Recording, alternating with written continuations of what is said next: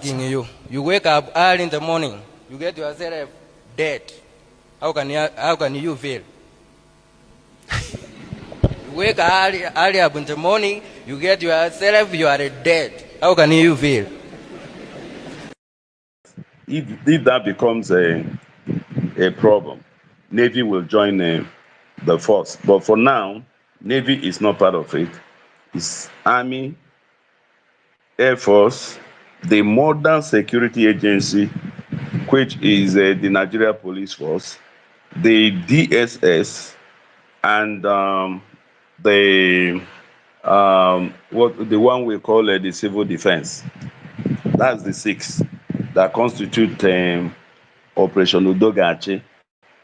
It then means that any Operation Udogachi unit you see anywhere in Anambra State, the full complements would mean these agencies, these security agencies that I've mentioned. Now, I just wanted to give an overview for us to know that indeed we are serious. We mean it. We are pushing this. This is an operation or security intervention that cannot afford to fail. There is no, if it fails, then these criminals, these hoodlums that are already on the run will return to Anambra with vengeance, and we will not allow that to happen. Let me just touch one or two things so that I can yield the space for those who would want to ask questions. You see, our security architecture is comprehensive.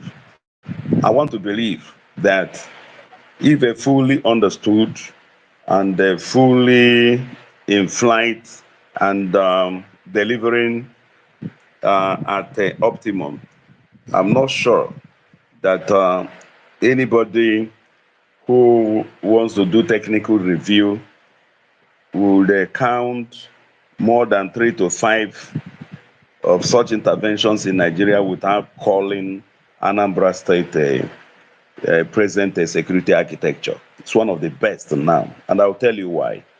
It's comprehensive. I've talked about more boots on the ground. Beyond the boots, technology is now in place.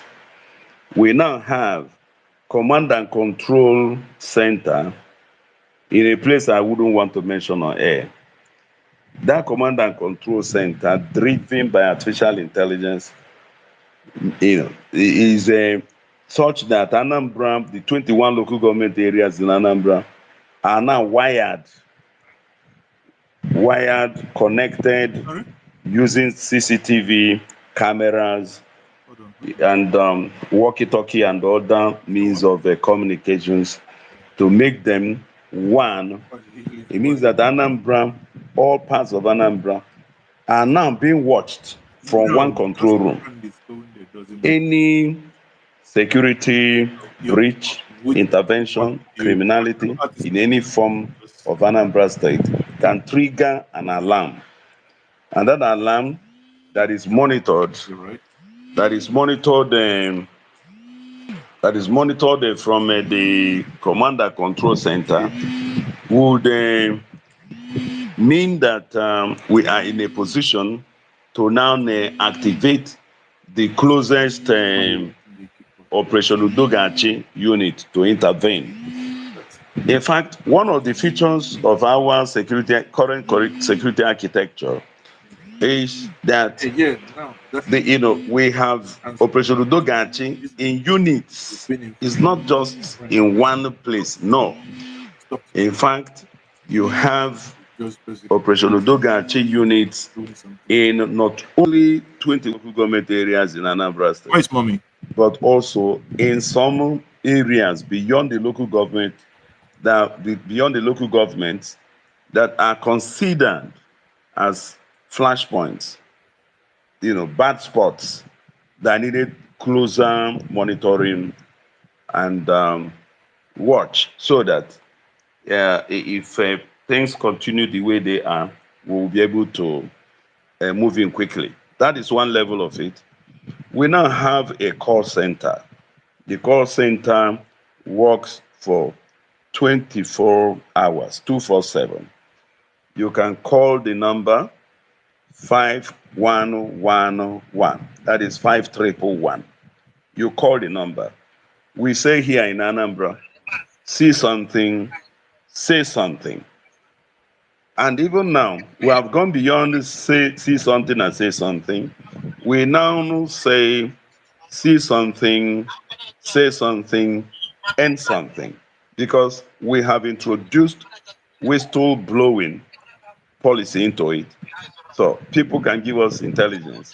And if the intelligence they give us helps to crack a serious security or insecurity challenge, like busting a gang, an armed robbery gang, a cultism gang, a kidnap gang, or what you call the camps you have in the forests and bushes.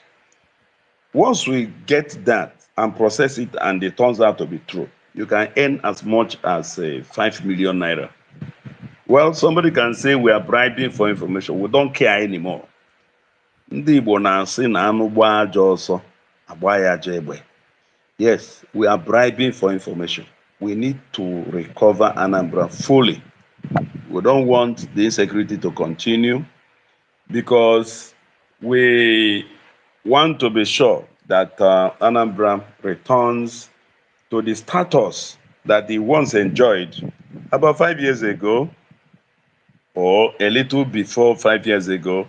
Anambra was peer-reviewed as the safest state in Nigeria, safest. Now we lost it before before Soludo became governor. You recall that a month to the gubernatorial election that saw Soludo assume power as the governor of Anambra State, he was attacked when and where he went to address the youth just before his election, and the 3 policemen with him were killed. There are many incidences to show that indeed we had serious insecurity in Anambra State. It is on record that 8 local government areas in Anambra State were no-go areas before Soludo became governor. Today, at least, we can say that perhaps it's only Ihiala and a part of Urumba that is security challenged seriously before the launching of Operation Udogachi. What that means is that Soludo has been able to recover at least 6 local governments and it made serious incursion in the recovery of Urumba, and of course, even in Ihiala. We cannot say that Ihiala is totally in their hands, even though before the launch of Operation Udogachi, that Ihiala was really a headache because the criminals operate between Anambra and Imo. You hit them in Anambra, they run into Imo. If you turn your back, they return to Anambra. Why Anambra? They are coming to Anambra because this is where the money is. We need to understand why the criminals are interested in Anambra. They know that Anambra is obviously the richest state in the southeast. That's a fact. And then in the entire southern Nigeria, if you remove Lagos, Anambra comes second. The records are there. So the criminals are following the money. The comprehensive security intervention will clean up all this and restore Anambra State. Let me add also that Anambra has now, as we speak, he has been tested and is effective. He has been deployed. The best, but for modesty, let me say one of the best tracking systems now in Nigeria. You cannot do anything with electronics such as phones in Anambra now and get away with it. Before you join another local government from the point of that bridge, we'll pick you up. That's the kind of tracking system we have now, because it has pinpoint capacity to deliver to the phone itself. You know, the normal tracking systems you have around us here is something that can, through GPS, give you an idea of an area. We're not talking about an area now. We can trace you to the car itself, to the room where the phone was last used or still in use, if it is still active. That is what distinguishes ours from what you find around us. So ndị Anambra, they need to cooperate, pray with government, work with the government, see something, say something, end something. I can go on and on and on. We have started registering results. You need to see the videos of what happened in a place like Osumohu today and yesterday. I will share the videos with Ikenga, so he can share with whomever he wants to share with. We are not joking here. We are not playing here. We will retrieve all the security challenged places in Anambra. We will restore Anambra totally and fully, so that Soludo's sterling achievements will come away shining brighter in the full view of the people. Because people may be saying that he's doing so much in infrastructure, in education, in health, digital infrastructure, and everything, that security has not been given sufficient attention. That was before the launch of Operation Udogachi and the release of Agune Chamber. Help is here. Thank you for the opportunity to share with you. I'm here for another 30 minutes to take questions, even longer if need be. Thank you, sir. The host, I changed the title. I hope it's okay with you. I couldn't fit in the ask your questions, so anybody that is here that wants to ask questions, you should be able to do that. But now, over to It's you, the okay. host. It's okay. Okay. Now, I want to ask His Excellency, the Commissioner for Information, Dr. Mefor, some of your opposition. I don't know, His Excellency, if you can put your phone on mute and you mute your mic. Thank you. Thank you very much. Some of your oppositions may argue that Soludo, who is the governor and the chief security of Anambra State, decided not to fight security for over 3 years in office. That the reason is because he's waiting for second term in office. My question to you is, how truth is this allegation on governor of Anambra State? Yeah, you see, everything is not politics. Everything is not politics. The first thing that Soludo gave attention when he was sworn in as a governor of Anambra State was security. He created the superstructure by creating the Ministry of Home Affairs. Ministry of Home Affairs is about internal affairs of a state or a country. It's about security. That's the superstructure. He created it. It never existed in Anambra before he came. The Ministry of Home Affairs, Anambra State, was created by Soludo, not by any other government. And it is about security, internal affairs of Anambra State. That's one level. Soludo created the first strike force made up of about 250 well-trained and well-armed security operatives. That was the first Anambra vigilante group, the very first. He created it, and that was how he was able to retrieve. I told you that before he came in, that 8 local government areas were no-go zones in Anambra State. If you recall, when his election took place, there were many places where elections couldn't hold. It's because of insecurity.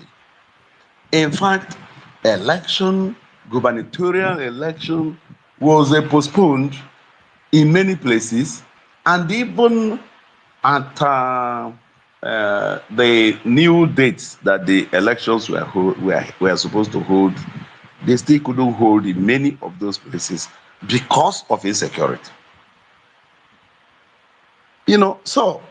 But he has been able, all the while, he was able to retrieve nothing less than 6 of the 8 security challenged the local government areas fully, with challenges still very noticeable in Ihiala because of the reason I gave you earlier, the incursions from Imo State and some parts of Urumba that also share boundaries with Imo State and Ihiala. Now, we now say that he is now taking security seriously because of election. I have told you the current security architecture of Anambra State. I talked about the construction of a command and control center. I talked about the wiring of Anambra State to connect the 21 local government areas to a control center through CCTV and everything. I talked about the construction of a call center where you can now call 5111 or 112. There is a third number even, which I can't give, of course. I'll give you to share with our friends here. I'll send the numbers. Now, we procured 200 trucks and special purpose security vehicles and branded them. All branded the vehicles. You will see the Operation Udogachi trucks kitted as a conventional police vehicle, counters, or is it counters, something like that, built where there can be protection from elements of the weather and seats and everything. What am I trying to say? The point I'm trying to make is that for you to procure all these things will take a bit of time. In fact, it took months. So those who think that the security intervention came on only January 2025, the people haven't even considered all these things I've talked about.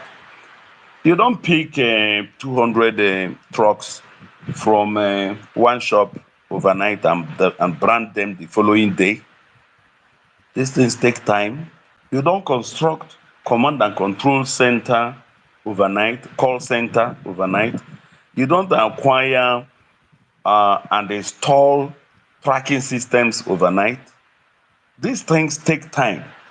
To train 2,000 personnel for the Operation Odogachi Security Strike Force didn't happen in January. It couldn't have happened in 1 month. So when people talk, they need to pay a bit of attention to some details. And that is why education is important. You know, the people you call opposition in Anambra State, I just pity them because they seem not to even understand what politics of issues is all about. If they really want to confront Soludo, what they are doing, they are playing to the gallery. Yeah, because they are not facing the realities. We will, when they bring this up, right, we will confront them with the details of what it takes to set up each of these components.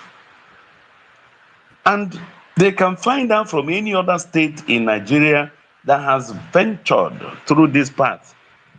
And they will get the details of how long it took them to put in place their own security architecture, which may not even be as comprehensive as that of Anambra State. We are waiting for them. If they are really serious about going into this election, they should wake up and smell the coffee. Soludo is not your everyday politician. Soludo has been peer reviewed. Soludo and his solution government have won awards internationally and nationally. Let me tell us, it's not a matter of Anambra politics. The latest award that Soludo won, or the solution government won, is in health sector, primary health care delivery in Nigeria. Anambra State came first in the entire Southeast. Anambra State came first in the entire Nigeria. For God's sake, let us acknowledge some of these things now. So when somebody says Soludo is doing nothing, so those who are giving these awards are giving the awards for doing nothing. Is it what we are saying, or we are just being, I don't want to use foul language here, right? You know, I just mentioned one award, and the award even attracted some money, because for coming first in the Southeast, Anambra State won $500,000. For coming first in Nigeria, Anambra State won $700,000. If you add the two, that is $1.2 million. If you convert it to Naira, we are talking about billions here. And we're talking about the entire country, 36 states in Nigeria plus FCT. Your state won, came first in the Southeast, came first in Nigeria, and yet you cannot admit that the governor is doing something. You will go to TV and radio, newspapers, and say the governor is doing nothing. The economy has not improved. How? What do you mean? If you say that the economy has not improved, what is economy? Maybe some of us who are social scientists don't understand what the economy is anymore. Or that Soludo, who is an economist, doesn't know what the economy is anymore. Soludo, that was the head of Nigeria's monetary policy for 5 years as the governor of Central Bank of Nigeria, doesn't know what the economy means. I don't get all. I just don't understand us. That's why I said opposition, they are simply not serious. They want to just hit up the polity and all that. But the Anambra know that Soludo has performed fantastically well. Let me mention a few of is interventions in the area of economy, infrastructure, and everything. Roads. Soludo has awarded about 700 kilometers of roads in 30 months. And 400 of those roads are already asphalted and they use. Many of these roads are even federal roads. But because they are in Anambra, you have to construct those roads. I will send you videos here if you have not seen videos. This is road. Soludo has constructed 5 general hospitals, transformed Onitsha. Go to a place like Oboko and Fege and see transformation. Something nobody would believe ever happened. Come to Oka and see Oka. Oka is an emerging city. An emerging city. Go to places like the Solution Fund City. Go to the reconstructed city, Oka City Stadium. Anambra's creation in 1991 does not have a state house. We now have a brand new state house, brand new. State house, brand new governor's lodge. It's a whole city on its own. The new governor's lodge is a complete city. You know, I can go on and on. Have you seen what Soludo has done with the Solution Innovation District? Soludo has been able to train over 25,000 Anambra youths in digital skills, making them useful in Anambra and employable abroad. Digital skills. If you want to understand the value of what Soludo has done in that area, go to a place like Lagos and try to enroll to acquire the kind of digital skill that we are introducing our youth to in Anambra State. You will pay between 3 to 4 million. And you know how much Soludo is charging in Anambra State? Nothing. Free. Just make yourself available. 25,000. Have you heard of one youth, 2 skills? One youth, 2 skills is a program. It's a scheme by the Soludo administration. And the skills being taught in this process is up to 40, ranging from agro industry to ICT. People who graduate get starter packs, get funds, get mentorship, and many of them today are employers of labor. Over 10,000 youths have benefited from this. And somebody is talking about economy. What is economy?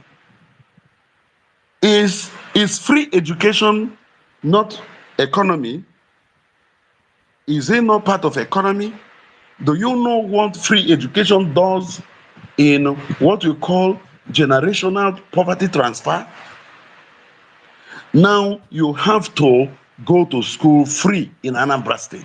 Free. From kindergarten to secondary, senior secondary, free of charge.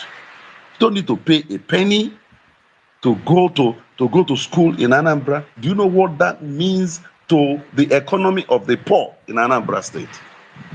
The last time Anambra experienced free education maybe during the time of Obabiaseka in maybe around 1973. Soludo brought it back, and people say that he's doing nothing. Free education is a direct intervention in generational poverty transfer. A poor widow can now grow her own family, grow her own children. Have you heard about, things like free antenatal, free delivery? Do you know women deliver in Anambra now free of charge? Even by cesarean operation, free. Do you know the implication of that free delivery to the poor, to the weak, the people who cannot afford it? Maybe those of us who are elites may not see it as anything, but it means so much to the poor woman, to the poor husband who cannot pay for a cesarean operation because the wife could not deliver through normal process. A cesarean operation anywhere cannot be less than 200,000 naira. 200,000 naira can lead to maternal deaths because where the husband cannot afford the money for CS, the next thing is to compel the woman to go through the normal birth process. And many of them have died in the process. Soludo says it is free. As of December 2024, 82,000 women in Anambra have access to these services. And people are talking about the economy. Those who say they understand the economy better than Soludo, do they know now that there is an interest, that there is a collateral free loan in Anambra State up to 10 million naira for recapitalization of a business? What else is economy? You can go and take 10 million naira without collateral to recapitalize your business. Has that happened before in Anambra State? I don't understand our people. Has that ever happened in Anambra State? To recapitalize, you pick, you don't, because the bank will tell you to bring your grandmother's birth and death certificate, bring landed property certificates and all that. Soludo government says bring nothing like that. Come for this money. All the government requires is bring somebody that can vouch to the government that he or she knows you. I want to know what is economy. I really want to be taught. I hold a PhD in social psychology. But I just want to be taught.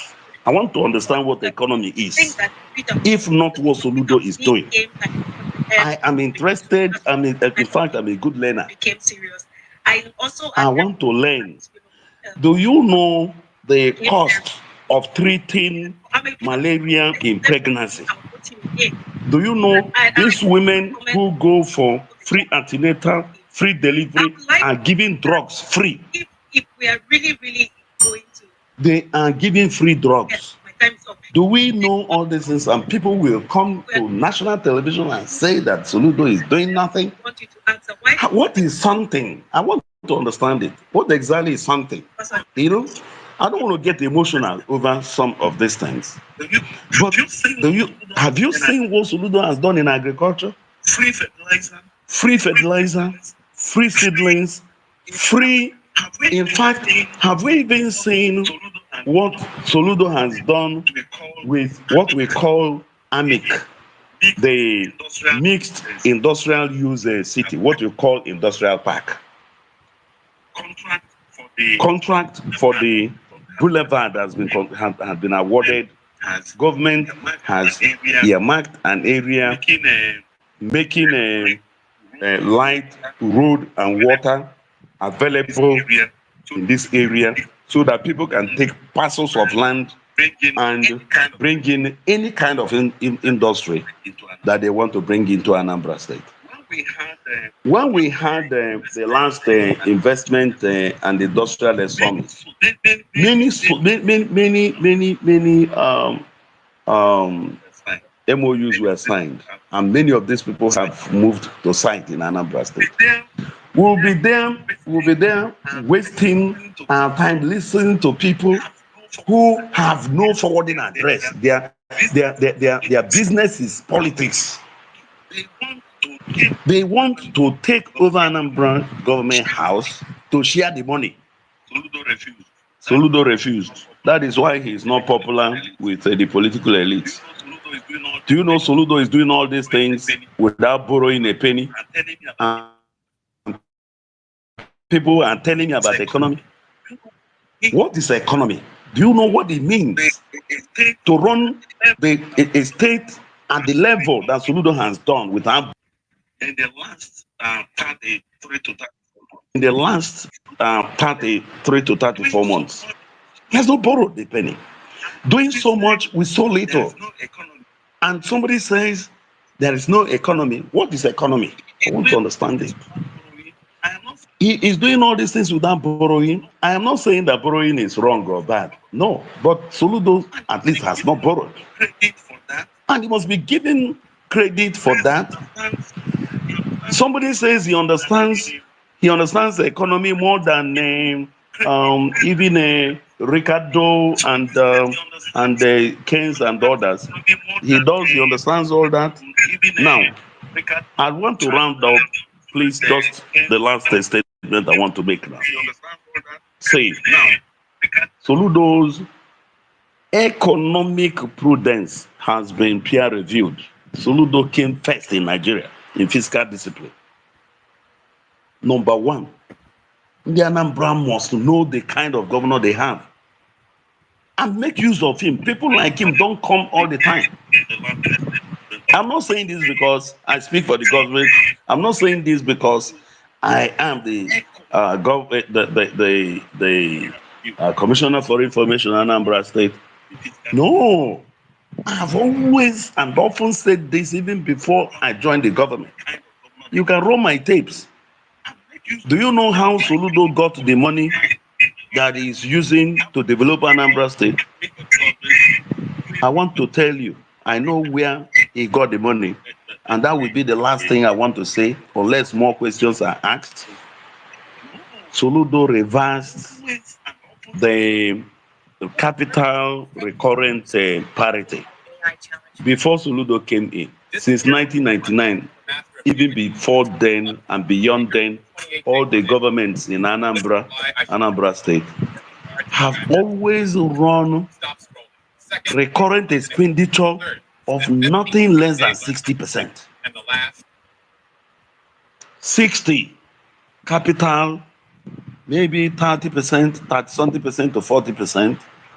When Soludo came in, Soludo reversed that parity.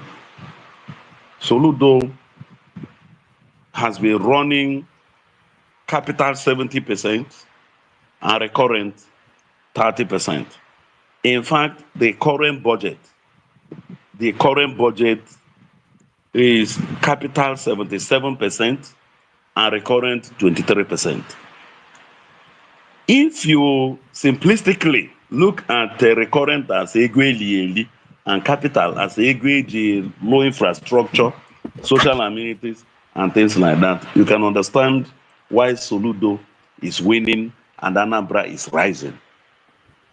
Why Soludo and Solution Government is winning and Anambra is rising. Omuna, Enwe more questions, I am still here. Dalon. Thank you, sir. Can you mute your mic, please?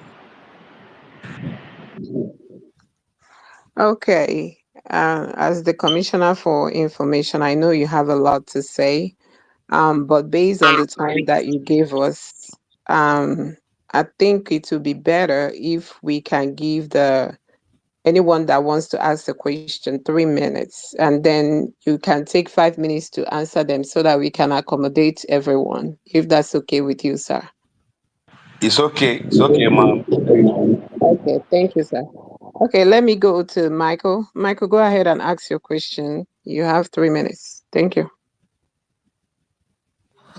Oh, thank you very much, Beauty.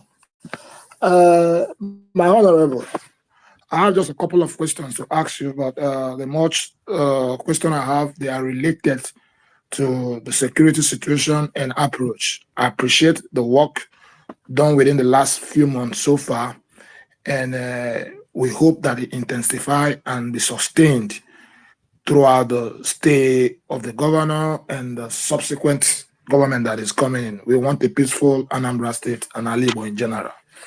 Okay, I'll start. We have a couple of discussions in the platforms concerning this particular issue of insecurity in the Southeast and Igbo in general, in Anambra in particular, because it used to be very, very, very, very ugly in Anambra State. Very ugly in Anambra State. I will start from the lighter notes of asking the current government what approach, because we discussed a lot about the carrot approach. What approach? Is there any room for the people that we know, we are Anambrans, we know constitute 80% of the insecurity going on in Anambra State, the so-called agitators, quote unquote IPOB. What carrot approach have the government of Soludo given to these individuals? Is there a room for them to lay down their arms, lay down whatever agitation they are going for, and give themselves up for amnesty? That is number one question. And secondly, concerning about the recent development in the security operation in Anambra State, using the technology that is available, some of them we've mentioned for us, we that have been following the ongoing Anambra State, suppose that you have more information than we do. And we would like to know what other tech approach are you people using to ensure that the sponsors and enablers of this criminality and terrorism going on in Anambra State as of today are being pinned, because actually the guys carrying the guns are being financed and enabled by the ones seen and unseen, but we know they exist. What current technology means are you using to pin these guys? Some of them living abroad, using banks in Nigeria to finance these guys, money moving from hand to hand. And some of them on the internet sharing the videos of the atrocities they've done. Is the government doing anything to pin these guys? Because they are the people giving the most needed tactical support to the killers that we have on ground. Then, in line with that, what coordination? Mr. Michael, sorry to interrupt you. Can you just ask him one question at a time so that he can take 5 minutes to answer each one of your questions? I'll give you time. To round it up, I just want to know what approach they have for people that wants to give up this agitation. Secondly, what are they doing to pin the enablers? Thirdly, the coordination they have between the neighboring states. Are there coordination between the states? Not that they hit in Anambra, they go to rest in other states and come back to Anambra, which he himself has acknowledged that is viable for them to perpetrate this crime. I think I'm done for now. And again, finally, with all this that is being done, why is the major market? Why is the major market in Anambra not yet fully functional during Mondays? That's all I have for him. Thank you. Yeah, let me quickly thank you for those beautiful questions.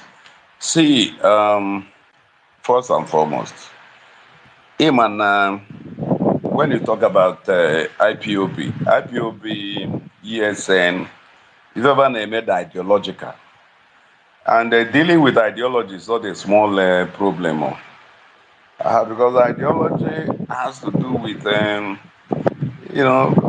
more mad if a mother believe on there, and you need a lot of education, a lot of persuasion to be able to change them. In fact, Soludo is very sympathetic about some of these things. He is. People should not see Soludo as against the agitation for Biafra. No. He's not against agitation for Biafra. What he's against is bringing violence and law, criminality, and all those things into it. And I also believe that is the concern of most of us. We're all Biafrans now. But bringing armed struggle into this is a problem. But that is exactly what has brought us to where we are. Bringing armed struggle into it. We can't survive it. Now, Imanabia Bida signal the Fulani Kewan. Yes, when the Fulani. Mana, my dear, I am Commissioner for Information, and they give me information. 70% of Ndai arrest to go Monday, one, and all those things, 70% of them are not from Anambra. And the Fulani not there, maybe just a handful. So the Fulani have our problem. That's the point I'm making. Even in the name of Igbo. ụmụnne they these things. So now I busisi onwe anyị ebe enweta Biafra. Enweta Biafra ka ezi ndị aza Biafra nwa. Let me tell us, Soludo was the first Igbo leader in 2017 during Kuje prison for Nnamdi Kanu. And after that, some Ojere alone. I was there because I was the one that arranged the movement and everything. It's Unwega Kuje prison. Soludo led us. We came out, Jenna Chelsea Hotel. We organized a world press conference where we demanded, Soludo addressed the press conference. We demanded for unconditional release of Nnamdi Kanu. Ubidozie from there, up to that first one. Nke ejidekwa Nnamdi Kanu again. Soludo is the only Southeast leader and governor general. The only Southeast governor general DSS, Jeff Nnamdi Kanu. And when Soludo got there, he said, look, give me Nnamdi Kanu on administrative bail. Give me Nnamdi Kanu on administrative bail. I will keep him with me. Anytime you need Nnamdi Kanu, I will produce him. If I have a commitment, call me. And I'm aware that he's still working behind the scene for the release of Nnamdi Kanu. Despite all this, I can make Biafra agitation. Na eweluzie Nnamdi Kanu when any excuse for a Monday sit at home. And this enforcement. Nnamdi Kanu himself said that I don't want this, it's not helping matters. And yet, a section of IPOB led by Simon Eba have been pushing it, and people have died. Now, to your question, Soludo said, look, there is amnesty. Come out. Get rehabilitated. You'll be given a skill, given money to start a new life. There is an amnesty as we speak. That amnesty will end 28th of this February. Soludo declared amnesty. You also asked, I don't know if I took care of your basic questions. And there was the last you asked, I can't remember now. You asked about 4 questions, and I think I've tackled only 2 or 3. If you can remind me, that would be nice. So I asked about why is the main markets on the channel, that of Nnewi, are still closed on Mondays. And then the other one, the coordination between states, the cooperation between states, neighboring states. You see, the big markets are closed because of fear. That's the simple truth. Because of fear. Nobody wants his businesses to be destroyed or even die because he opened his shop. That's what the whole thing is all about. It's about fear. And that is the problem with terrorism. Terrorism rides on fear of the people. It's about fear. That's why the markets are closed.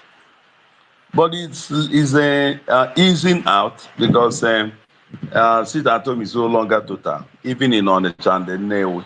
In a place like Oka, you don't even have sit at home at all on Mondays.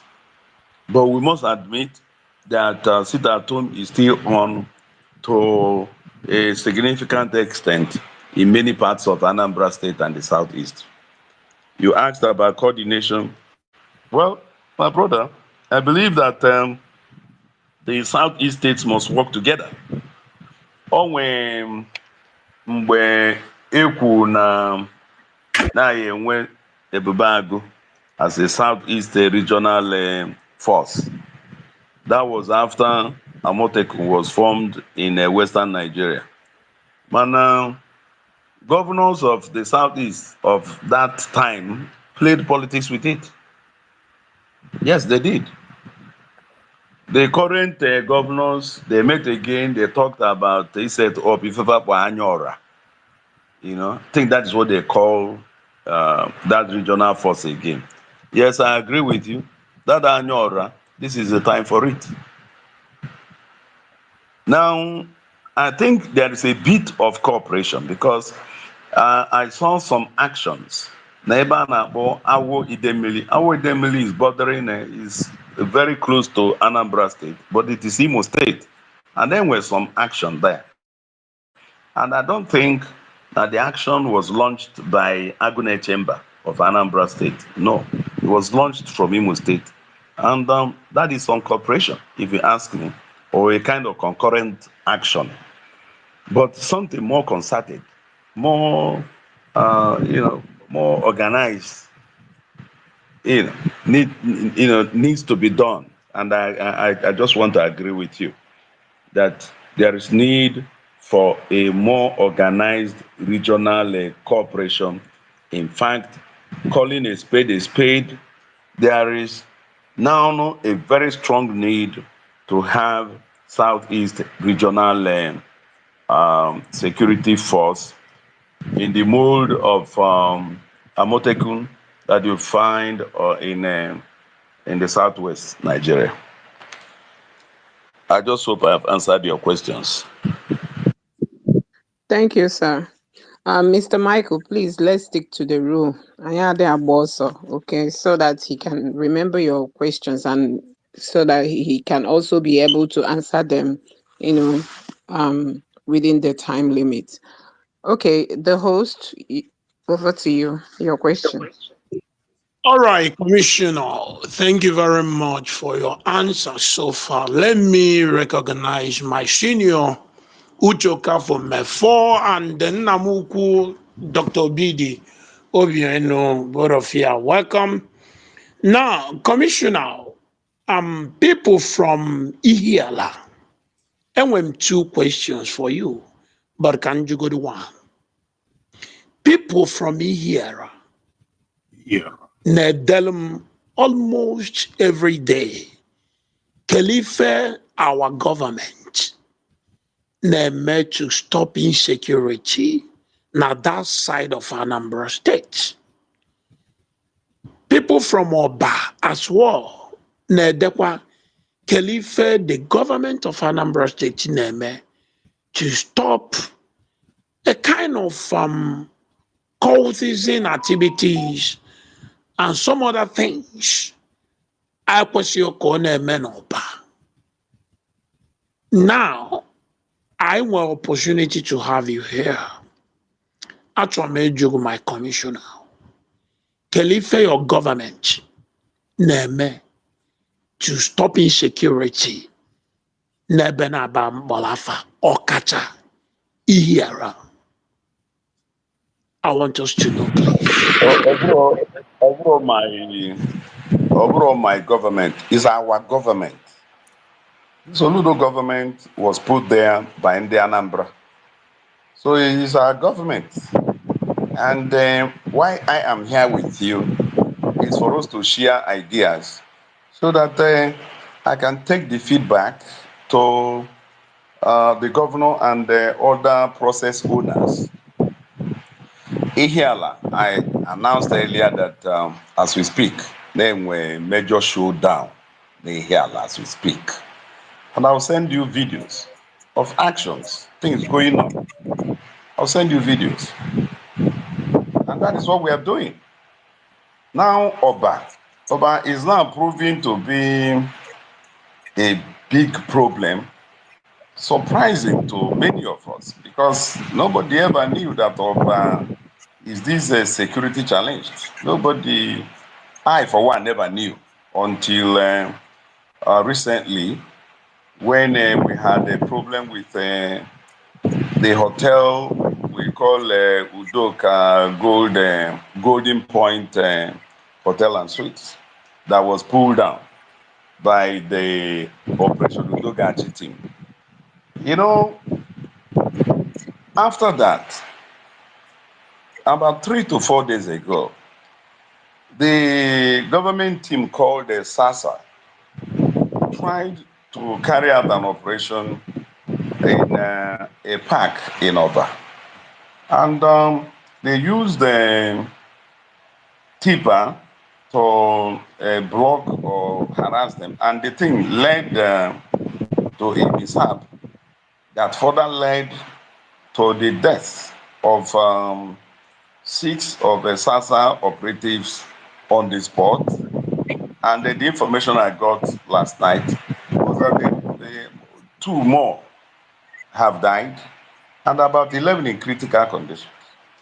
You know, people can see the kind of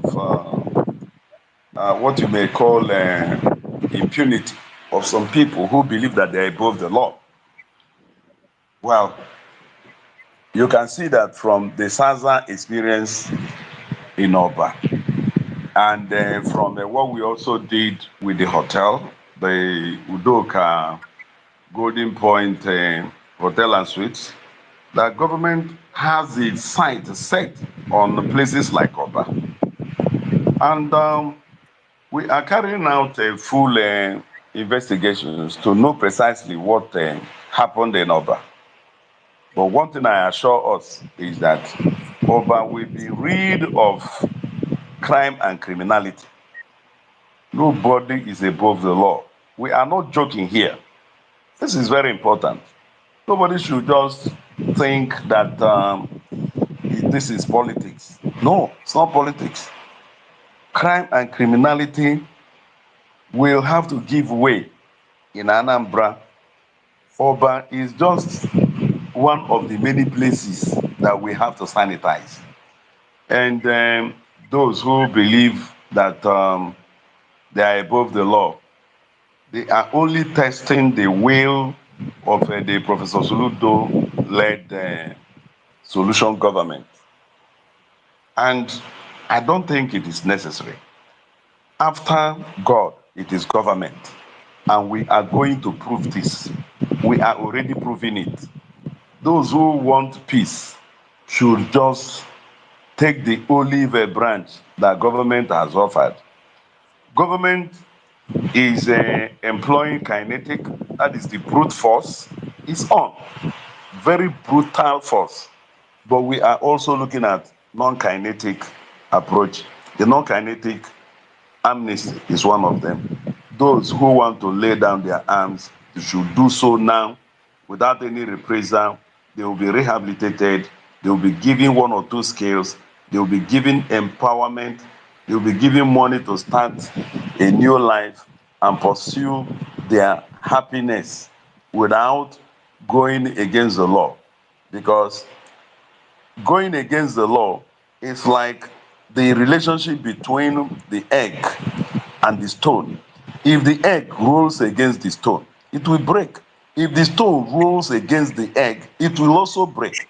So the egg is at the losing end. So why try when you know you cannot win?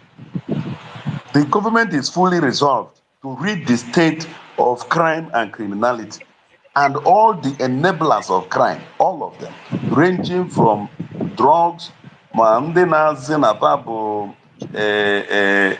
ndị na-agwọ oke ite, ndị na-agwọ odeshi, even some fake eze nwanyị and fake dibia, they are all going. Because if you cannot prove na agwọ oke ite and oke ite can produce money, if you can't prove it to government, you will go in for 20 years. And if we find you with human part, is 25 years without option of fine. For me, it is even mild. You should go in for life. But let us start with that 25 years. Okay? I don't know if I answered your question. Yes, of course. Okay, thank you, sir. Before the bid, let me ask my own question, sir. You know, they say prevention is better than cure. I don't know, maybe Neku, anyway, I don't go me Neku, but my question is this. This side of Simon Eba, their own BLA or whatever they call themselves, hey, bidogo now, name a fundraising. And they have passed, and we bill have passed. I don't know, Munu, they are aware of it. And that bill will cause a lot of harm if care is not taken. And one of the problems I have with the government is that Haniche, until he maybe before Habia Atwa on it. So please, sir, being that now most people didn't sponsor these people are people not outside the country, especially US and UK, right? And only Shihakita non US. And when also no week she write here the embassy, American embassy in Nigeria, or all their embassies, at least start to go there to write them and to inform them, at least they can start investigating these people and start to stop them to prevent, more damages he may or bring guy to where we are now. Thank you. Yeah, thank you for the beautiful question. I'm sorry I can't answer this question in the open social media platform. Let's talk back channel. Thank you. Okay, sir. Okay, let's go to Zobid. Go ahead. Thank you so much, Beauty. And also want to say thank you to Ikenga, Mefor, for all that you do. And Dr. Mefor, our commissioner, I want to say thank you for coming and also congratulations for the first time from me. Appreciate you coming. It seemed like you heard our request, the last section here, even though this is not the exact type of platform that I requested that we have this type of meeting sometimes, because the people in diaspora are really very interested in what is going on home. For me, I can speak for myself actually. But anyway, when I joined the broadcast was when you were narrating on so many things that Saludo have done in Anambra State. Yeah, I believe you talked about security, talked about economy, and but I did hear some of the aspects of the economy you talked about is essentially the services and the consuming aspect of it. I remember that production and distribution is also part of the economy. Production mainly at this time is very important. I remember when Saludo came into office also talked about restoring our Kwete. I was expecting that I'll be getting some consignments of our Kwete now, restoring the Use in Alba and every other farms, I believe. And so those areas, I'm not sure what has been done in that regard. But I do want to ask this question. Don't you think, even when you talked about the security outfits that Soludo established, don't you think that it took for a while for actions to begin? And also, I want to know what has our government done to bring to books these individuals that beheaded the lawmaker in Anambra. I believe two of them, Obiora Basimalo, um, Gabi or former. These are potential. These are, in the Anambra JGJ, Dr. Chike Akunyele, and the host of other people. I'm not undermining anybody's life anyway, but these are the ones that we know, and even the ones that we can even hear people talking about. It should be a link that we can. There's a link to something that happened to Obiora Abasimala. I'm not sure what the government is doing about it to bring these people uh, to book. I don't know if I have one more minute to go, and I also heard you talk about the challenges we have in the local government and Umunse, given the proximity to Imo State. And that brings to that brings my attention also to what you said that,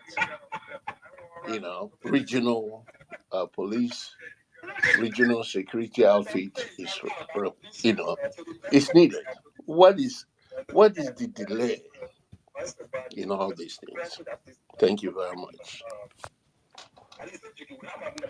Yeah, well, a lot is being done in agriculture to revive it, and so much, really so much. I will share some documents with you so that you can appreciate how far the government has gone in agriculture. It's one area where the Soludo government has really done fairly well.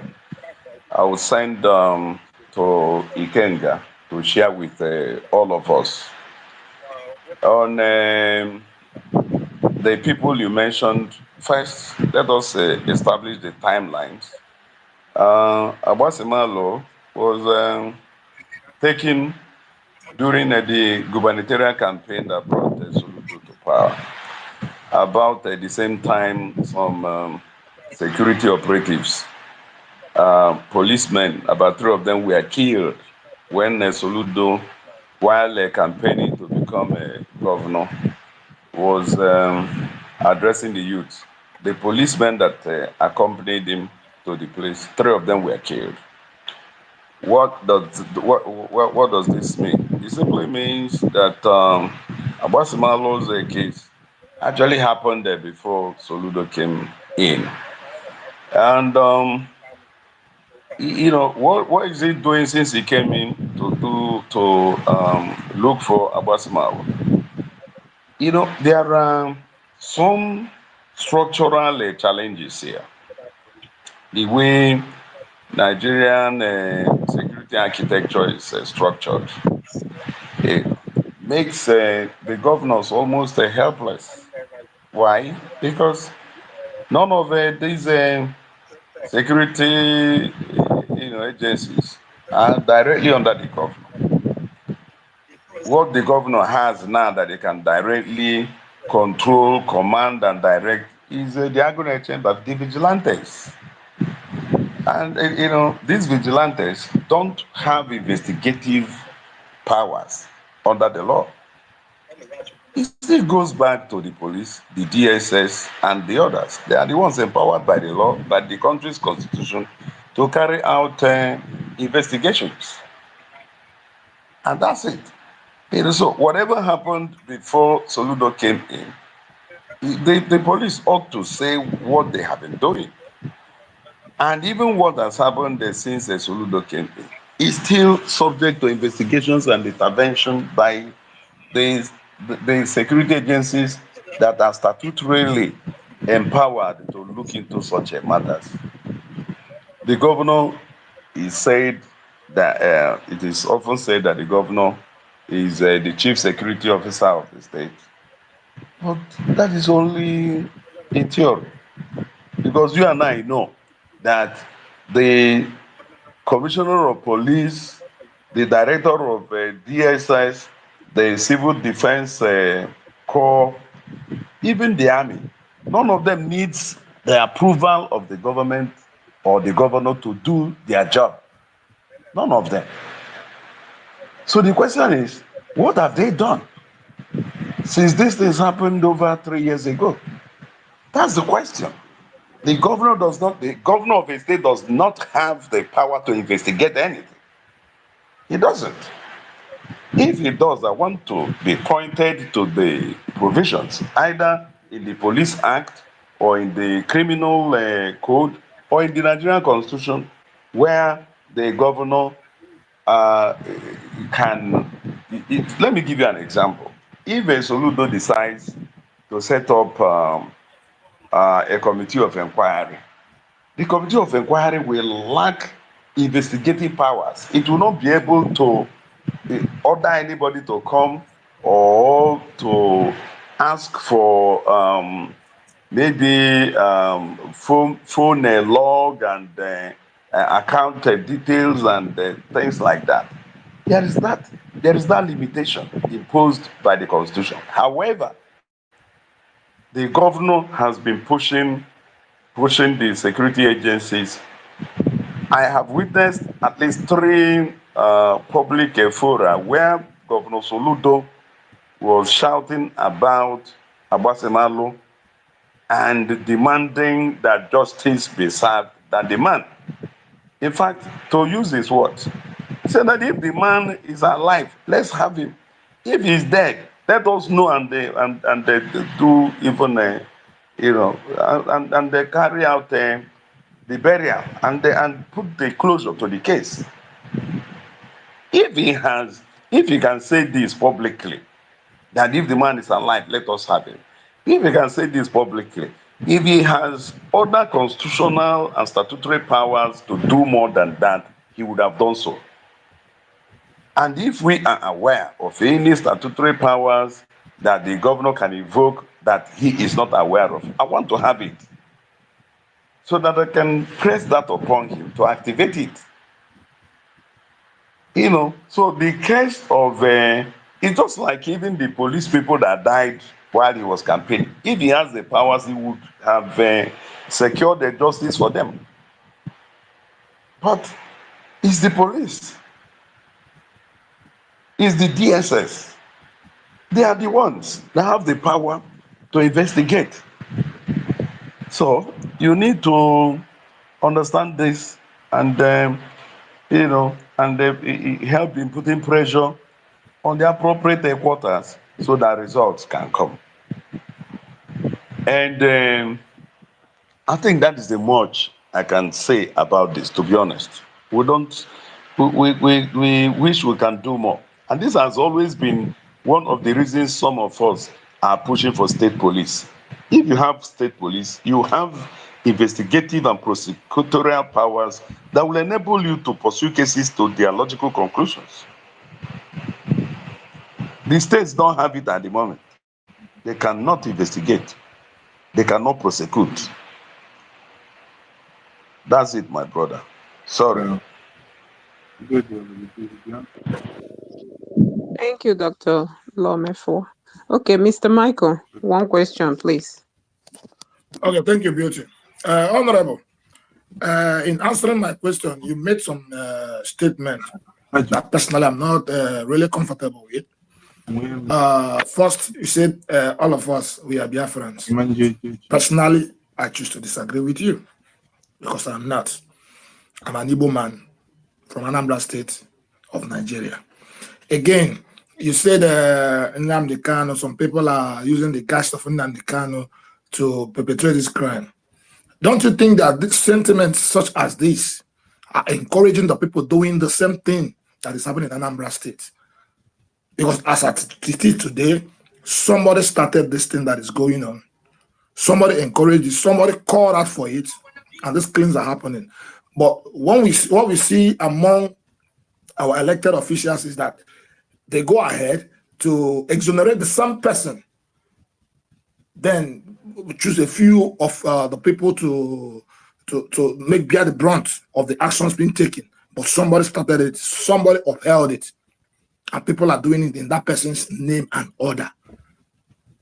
But if it were to be the other way around, if you believe in Biafra and some other government, like government of Soludo, believe in Biafra, why don't they stop deceiving us, make it official, take it to the appropriate authority and present our state, our legislators, our senators, let them start talking about the Biafra.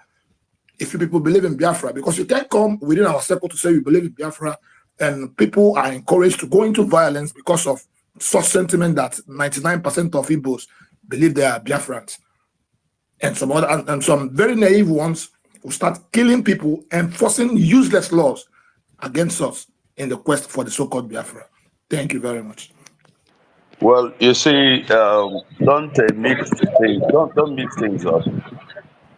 I want you to Google bite of Biafra, and then understand that bite of Biafra is a geographical space which Igbo is part of. The way you have Arewa and Oduduwa, that is the way you have Biafra. Bite of Biafra is not an imaginary name. because Opigo mentioned it. No, Bite of Biafra existed even before Nigeria, and Igbo is part of it. That makes all of us Biafrans. Honorable, So Honorable, the map that I have doesn't say that. Let me land, please. Let me land, please. This point is very important. I have told you the context under which I use the expression that we are all Biafrans. It has to do with the Bite of Biafra, which existed even before Nigeria. It's a geographical space, and Igbo land is part of it. If Igbo land is not part of the Bite of Biafra, then I am wrong. And I want to be educated on that. That is number one. Number two, nobody is telling you that Soludo or Dr. Mefor is interested in what you call sovereign state of Biafra. No, I've never advocated for that. Sovereign state of Biafra, that means reenactment of the state of Biafra as an independent state. I have never preached that. I am a federalist, just like Soludo. Soludo is a federalist. What I want is a restructured Nigeria. I've also, my Google law Mefor and federalism, you see things I have written. That is also the position of Soludo, a restructured Nigeria. So none of us is promoting what you call sovereign state of Biafra. We're not promoting it. For me, if Biafra will ever come, it has to be by default. What do I mean by that? If it is imposed on us, if Nigeria breaks and everybody goes, of course we'll go too now. But I will never be part of any agitation to break Nigeria if I can get a restructured Nigeria. Very simple. So you need to understand some of these things the way they are, so that you will know precisely where one stands and the context under which certain statements are made. I am a federalist. Soludo is a federalist. Both of us want a restructured Nigeria. We don't want independent state of Biafra. Why? Because me, personally, I believe that Ndi Igbo, we need a bigger space. And what is happening to Ndi Igbo in terms of marginalization is not really peculiar to Ndi Igbo. Almost every part of Nigeria is marginalized. Everybody is suffering. We are all suffering in the hands of the elites, all of us, in the hands of the Nigerian elites. And these elites cut across what they are Igbo, they are Hausa, they are Yorubas. Everybody is suffering because we lack leadership at the center. That's the simple truth. And I believe that if Nigeria is restructured and true federal system is enthroned in Nigeria, agitation for independent Biafra will fizzle out. That is my belief. I may be wrong, I may be wrong, but that is what I believe. So, personally, I will not stop or work against those who are fighting to have independent Biafra. As long as they don't bring arms into it, arms and insecurity. Which one again? You can do agitation. Even in the US, people are agitating the state of California. You still have pockets of people who want the state of California to become an independent country. In Nigeria, Oduduwa people, they still want Oduduwa Republic. But are they now bringing arms into it? Are they now killing themselves? I don't want us to dwell on this because it's a distraction. You know, it's a distraction. It has caused so much insecurity. And if you want, if you want us to stretch it beyond all this, then we'll need another forum, probably not this kind of open space and so on and so forth. Because I don't want us to dilute the essence of this our meeting. Nnamdi Kanu told me I was in Kuje prison. I was in Kuje prison to see Nnamdi Kanu about 3 times. I was in Umuahia to see Nnamdi Kanu at least 5 times. I don't know how many of us even know, have held one-on-one discussions with Nnamdi Kanu to understand how his mind works and all that. So I know what I'm talking about. And there are certain things I can't even share here. Simon Ekpa, I don't know.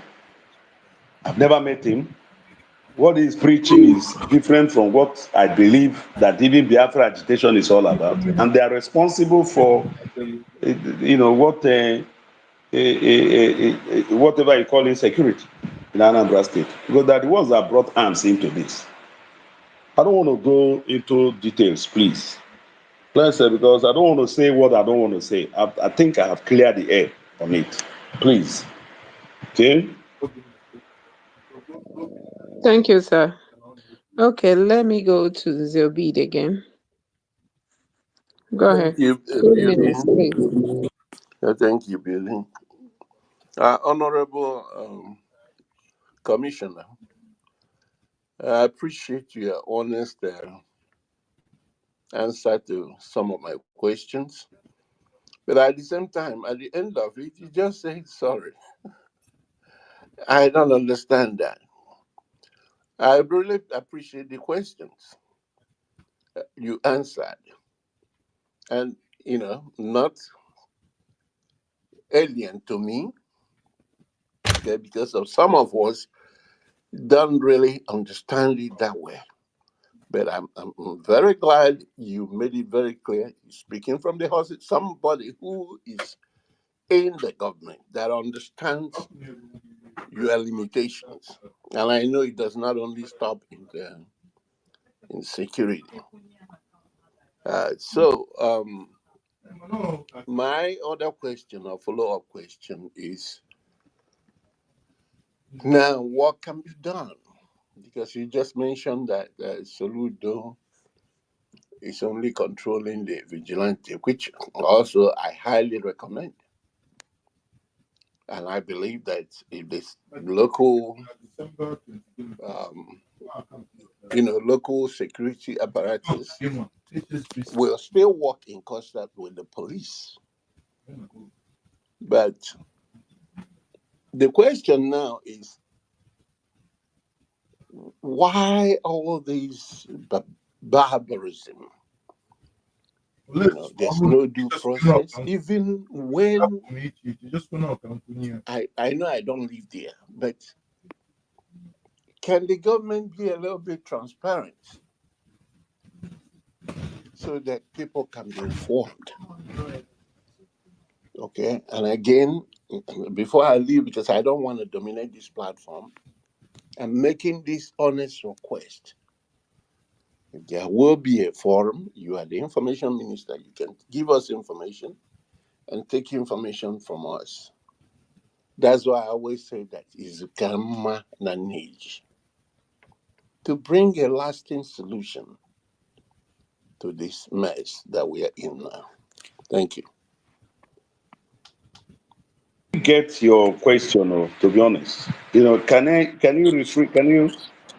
you retouch the question again? The question is why, what we're seeing for us who are in diaspora is like a very rash judgment.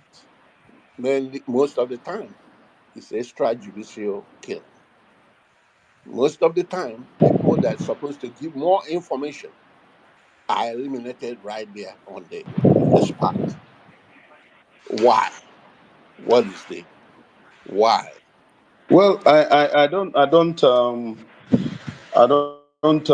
know how to really tackle that question, because you see, you are confronting people who are armed, and if you can't take them alive, you take them out before they take you out. That is how these things work. Yes, because they are armed to the teeth. So how do you really avoid the casualties when one of the parties is not prepared to lay down his arms? Is it not impossible? So the obvious reason why you have high casualty rate is because of resistance on their part. Government is already offering amnesty, saying, "Come out of the bush, let us talk. Let us rehabilitate you. Let us give you a skill, give you money, give you empowerment, so you can pursue an honest living." What more can a government do? And they are not prepared to come out of the forest. So what do? Leave them there, and many more people are being kidnapped. These things have got to stop somehow. So it's not as if people are arrested and after the arrest they are shot. No, I'm not aware of that. They're not shot, And a lot of information is actually coming out. A lot of information. And it's coming out from those who are arrested. Those who are able to throw up their hands in the air and accept to surrender themselves. Yeah. That's why many of them are secured alive now. There are some that were secured alive, some died. Those who died, as far as I am concerned, died in crossfire. Okay? And when I said I'm sorry, as a way of ending my last comment, is a way of saying that I'm unapologetic, to be honest, about my position on those things. That's a way of speaking. When I say I'm sorry, that is my position. That's what I meant. Unapologetically so.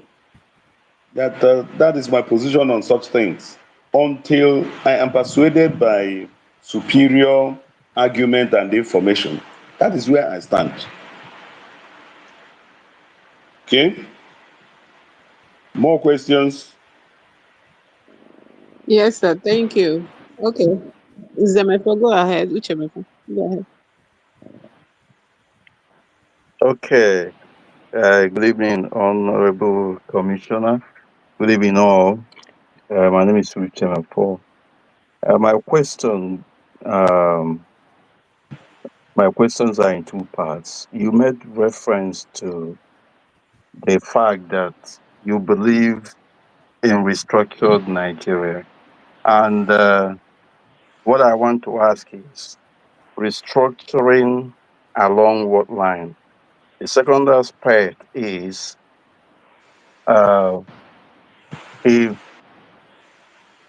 the governor and probably some of his colleagues and all of you in the who belong to the political class believe in restructured Nigeria. What are you, the politicians, doing, or is it just by expressing it, just mere expression, so that it will be so it will be that it just have been said.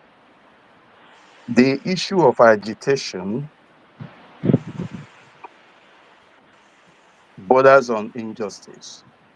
And I believe all of you, members of political class, and everybody, especially from the Southeast, believe that the Southeast is being marginalized. But I haven't seen any commensurate effort from the members of the political class to address these issues. The other question I want to ask is the reference you made to the assassination or kidnapping and disappearance of Honorable Abasimero. You rightly said that the state governor is, his hands is tied, that the security agencies are not taking orders from him. But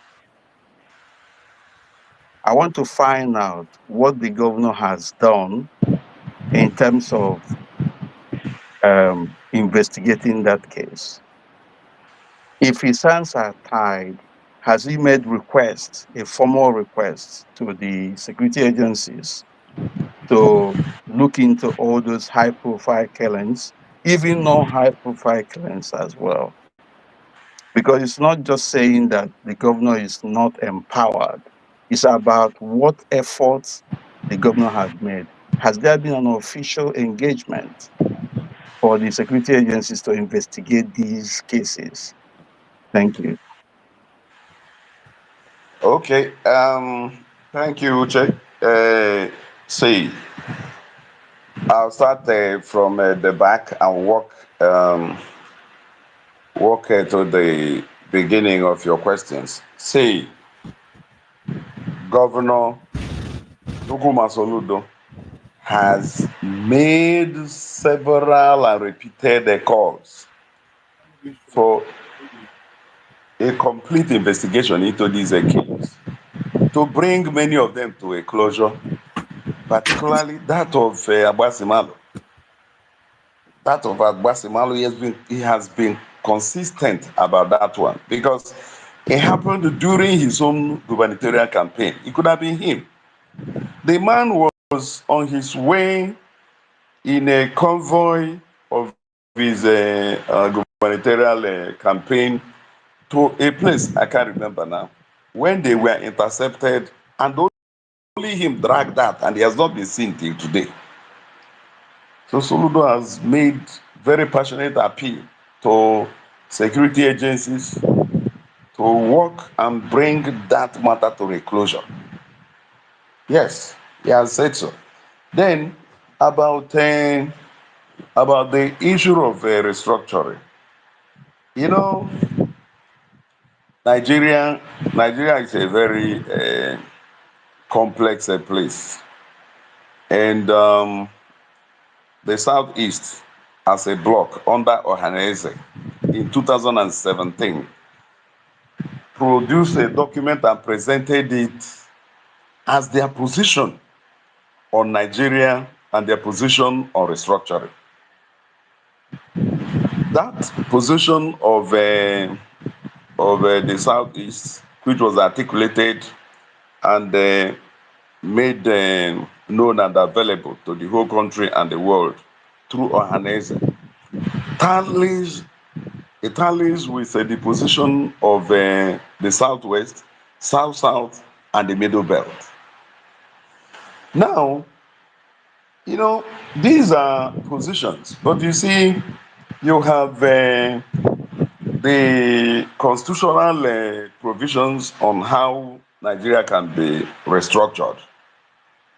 And the constitutional provisions you have there is through amendment of the Constitution. That is what the Constitution has provided for. There's no place for a referendum or a place that authorizes what you may call a process that will produce a brand new constitution. There is no such provision.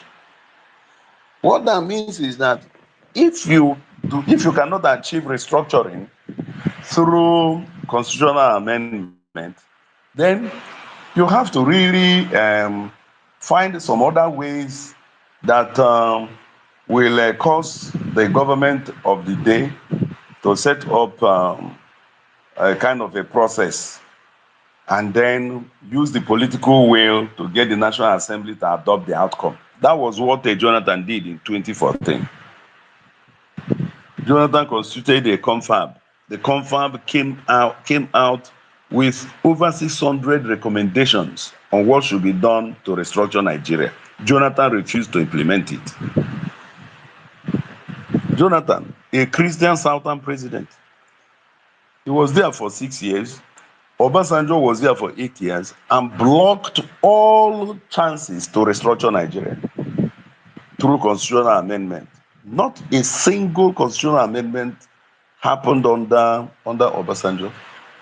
Buhari came in, predictably refused to implement the confab report because he never believed in it. He didn't participate in it. He left after 8 years. Tinubu is there now. Tinubu was also not part of it. So there is nothing that Nigerian or Igbo elites should do or could have done they didn't do, because they already articulated a position that was adopted in 2017 in Oka. And incidentally, the person that made the presentation that day at Ekweme Square was a Professor Chukuma Soludo. He was the one that that read out the Igbo position on restructuring. And they were able, under Nnamdi Nwaodo, to push to other parts of southern Nigeria and Middle Belt to have a buy-in into that position. But I've just told you the constraints. It is not a walk in the park. You need to get a substantial part of northeast and northwest Nigeria to buy into any meaningful restructuring in Nigeria, because if it has to be done through the National Assembly, it's by vote. And to amend the Constitution, you need 4/5 of the members of the National Assembly to get that done. Or at least many of the clauses can be amended by two-thirds of both houses, House of Reps and the Senate. Well, technically, Southern Nigeria and the Middle Belt are up to two-thirds, but they have not been able to articulate, come together and be able to do that. Southeast cannot do it alone. That's the truth. Southeast cannot do it alone. Southeast has only 15 senators. And when you look at the number of House of Reps members, Southeast is the least also in the country. So there are constraints. We need to keep working until we achieve it. That is why I said those who are agitating, though I will personally not ask them to stop agitating, but they should not bring arms into it. They shouldn't. Because bringing arms into it has not destroyed the Southeast. Look at where we are. That's it. He has destroyed the Southeast. And now people move around in fear, which is not supposed to be. Agitation can go on the way it is going on in the Southwest without these arms. That is my position. So, I believe in restructured Nigeria, and so, Soludo also is a federalist. He is. And he read our position out. And he's a governor, and he has only 3 senators. And even the 3 senators, the 3 of them are not with him in the same political party. You see the problem. So it's not just a matter of Soludo saying restructure Nigeria. Where are the votes? It's not the problem of Soludo saying let Abasimalo be found. The police, it's their job to do that, and he has appealed to them to do that. If they say they can't find the man, what else could the Soludo have done? In fact, there has been a change of commissioners of police, about 5, since the disappearance of Abasimalo. About 4 or 5 commissioners of police have been changed in Anambra. So it's not even a matter of saying change the commissioner of police, because they have been changed in the last 3 to 4 years. It's a complex mix. Nigeria is a complex mix. So that is why it requires diplomacy, legalism. It requires us coming together and putting on our thinking cap. It's not just a matter of rendering the Southeast insolvent, crisis everything, security challenged, and our economy going down the drain every month. The Southeast loses in its economy to the tune of trillions every month. That to sit at home and insecurity alone. So, and I don't know. We are open to suggestions and recommendations. People should be able to tell us what we are not doing right, and how we can approach some of these things differently. What we are doing now is to restore security. And those who are bringing ideology into it, we disagree with them. We don't believe it has anything to do with Biafra agitation anymore. We don't think so. And if you understand that, those who believe that they are doing, they are genuine in what they are doing, they should take the little window that is open for them by the governor. There is a corridor offered by the governor so that people can take the amnesty offer and come out. If they take the amnesty offer and come out, they will be rehabilitated. They can continue the agitation without arms. That is the only solution we have now. They can continue it quietly without arms. Everybody has the right to agitate as long as you don't, cause arson, destruction, murder, kidnapping. All these things are criminalized under the law. It's not even a matter of Anambra home state, homeland security law. It's not that. Even under the penal code, not the penal code, the criminal code, all these actions are already criminalized. Kidnapping has always been a crime in Nigeria now.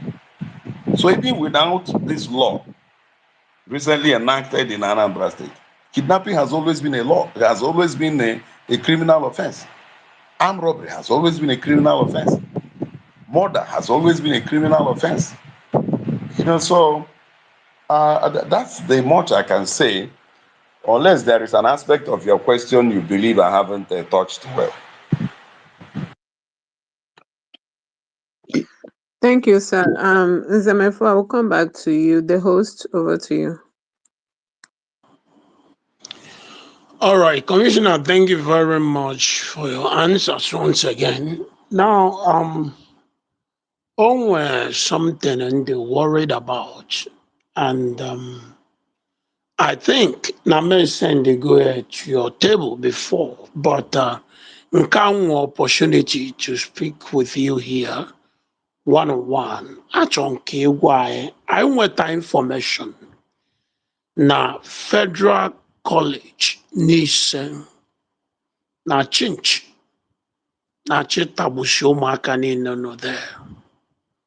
And not only that, I want to put information where bully that is going on there in the SSS to the JSS. But the worst part of it, how the school is billing the students. Now, Obona, inweta admission na Federal College n'ise, after paying the school fees, they will task you to bring some things like digital or different things, all these mosquito whatever and sanitizers. Now, to my utmost surprise, last year, every student na that school to bring 9,000 naira. And the Federal College needs about 2,400 students. If you calculate 9,000 naira times 2,400, you will get about 21,600 and something thousand naira. Actually, Mr. Commissioner, something like this. What are you going to do, to stop people who are extorting students? And what are you going to do to make sure now bullying at that school will stop? And what are you going to do to make sure na change na tabushi ụmụaka na that school will stop? These are my questions. Yeah, well, there is one major constraint already, The constraint is that the college is federal. It's not directly under Anambra State. That is one level of it. It's already a setback, in terms of direct intervention.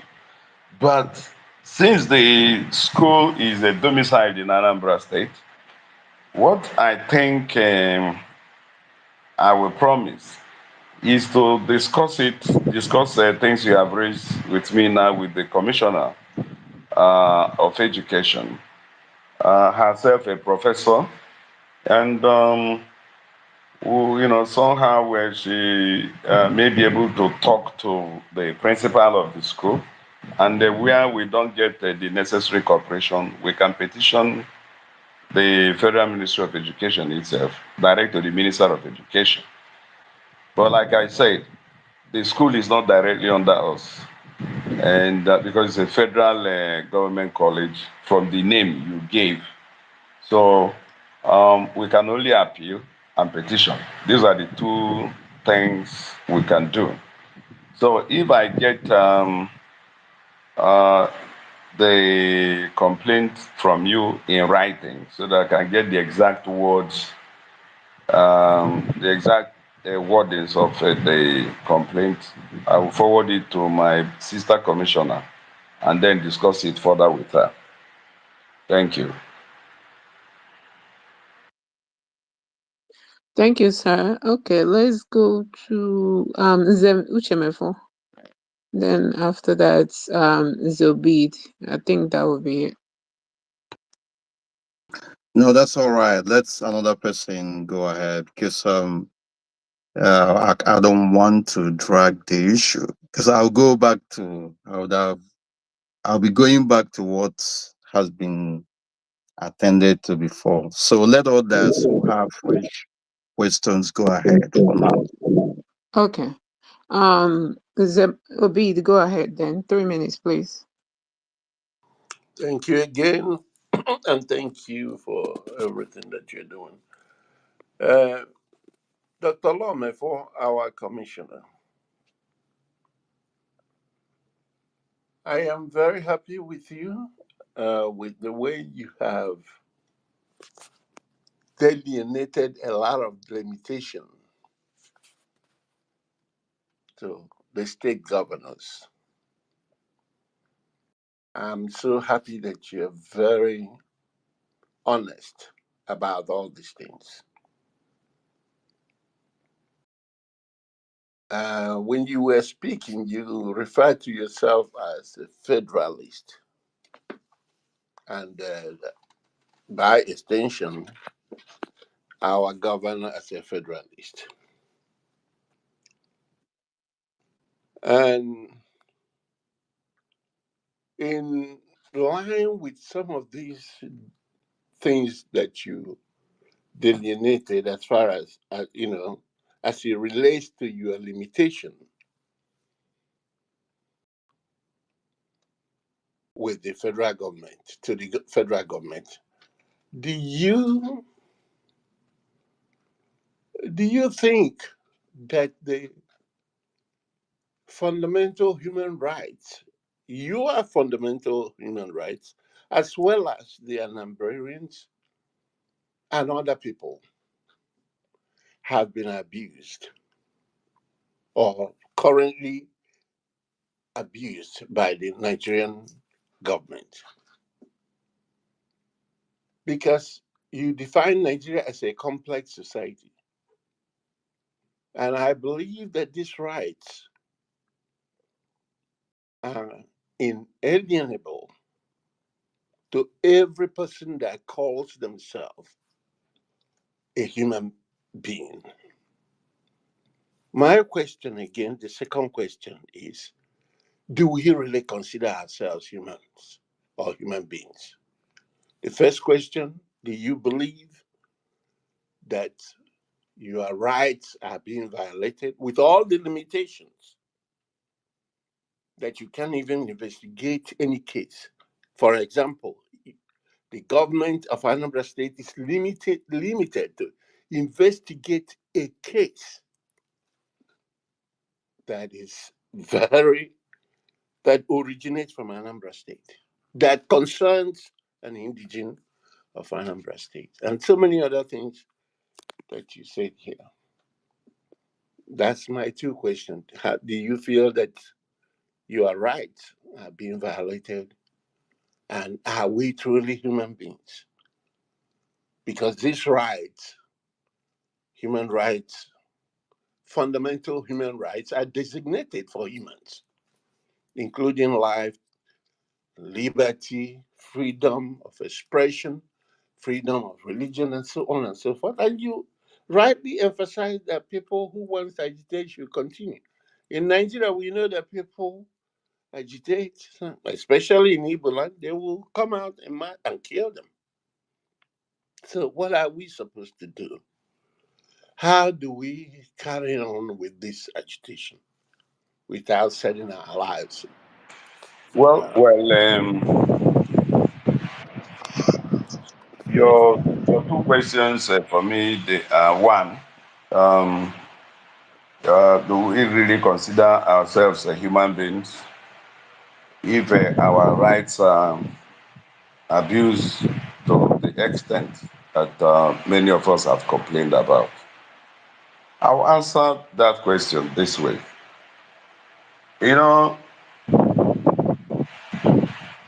Nigerians as a whole have come under very severe human rights abuses over time, even before colonialism. The colonial experience of Nigerians is not funny. It's supreme. It's a supreme human right abuse. Yeah, and that is what has extended from post-colonial times to the present, the contemporary Nigeria. Yeah, because if it depends on how you really define rights and their abuses in Nigeria. The marginalization suffered by Ndi Igbo since the end of the Civil War is real. But I also say that Ndi Igbo are not the only ones suffering marginalization. If you talk about human right abuse, the final of it should be what you may call the right to life. If you look at the statistics, not East Nigeria is still topping the chart, followed by Northwest. Southeast is not even the third, or perhaps the third. What that means is that some regions of Nigeria suffer greater human rights abuse or abuses more than the Southeast, more than Ndi Igbo. What that means is that there is nothing exclusive about human rights abuses where it comes to Ndi Igbo, that Ndi Igbo now suffer more than the rest of the country in terms of their human rights, particularly where it comes to right to life. The deaths that have happened in the Southeast, over 80% of those deaths were caused by our own people. So if we really talk in terms of human rights abuses, such as the abuse of the right to life, if we are the ones taking our own lives now, do you blame the federal government for it? Even federal forces have been victims. Soldiers have been killed on the streets of Anambra and the Southeast. Soldiers, policemen, Navy, Air Force. The videos are all over the place. So we are all abusing ourselves, as far as I am concerned. And that is exactly why I was saying, why don't we keep our agitation peaceful so that we'll be able to defend and claim that our rights have been abused? Because as it is now, when you talk about unknown gunmen, Unknown gunmen, our people are also part of unknown gunmen. The facts are there. You may wish to know that over 70% of the people arrested in Anambra in connection with insecurity, kidnapping, cultism, armed robbery, and other violent crimes, 70% of them are not from Anambra State. And 90 something percent of all of them combined are Igbo. The records are there. So let us stop, deceiving ourselves. We are part of our problem. That's all I'm trying to say. We are part of it.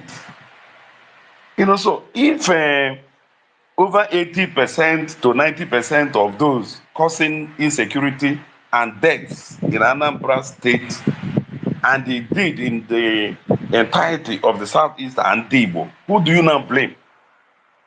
You blame the federal government for killing your own people? So we have a problem. We really have a problem because some criminals have hijacked Biafra agitation. That is the position of Anambra State government. They have hijacked it and endangered everybody, including Biafra agitation itself. They have endangered even the Biafra agitation and set it back. Because how do you recover this whole thing? How do you recover it?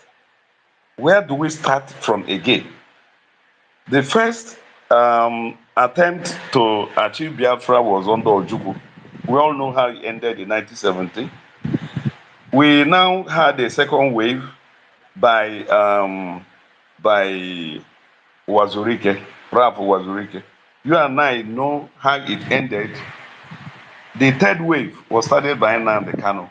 We are seeing how it is going. We're all seeing it. And so by the time Nnamdi Kanu now comes out, will he still be able to recognize the Biafra agitation he left behind?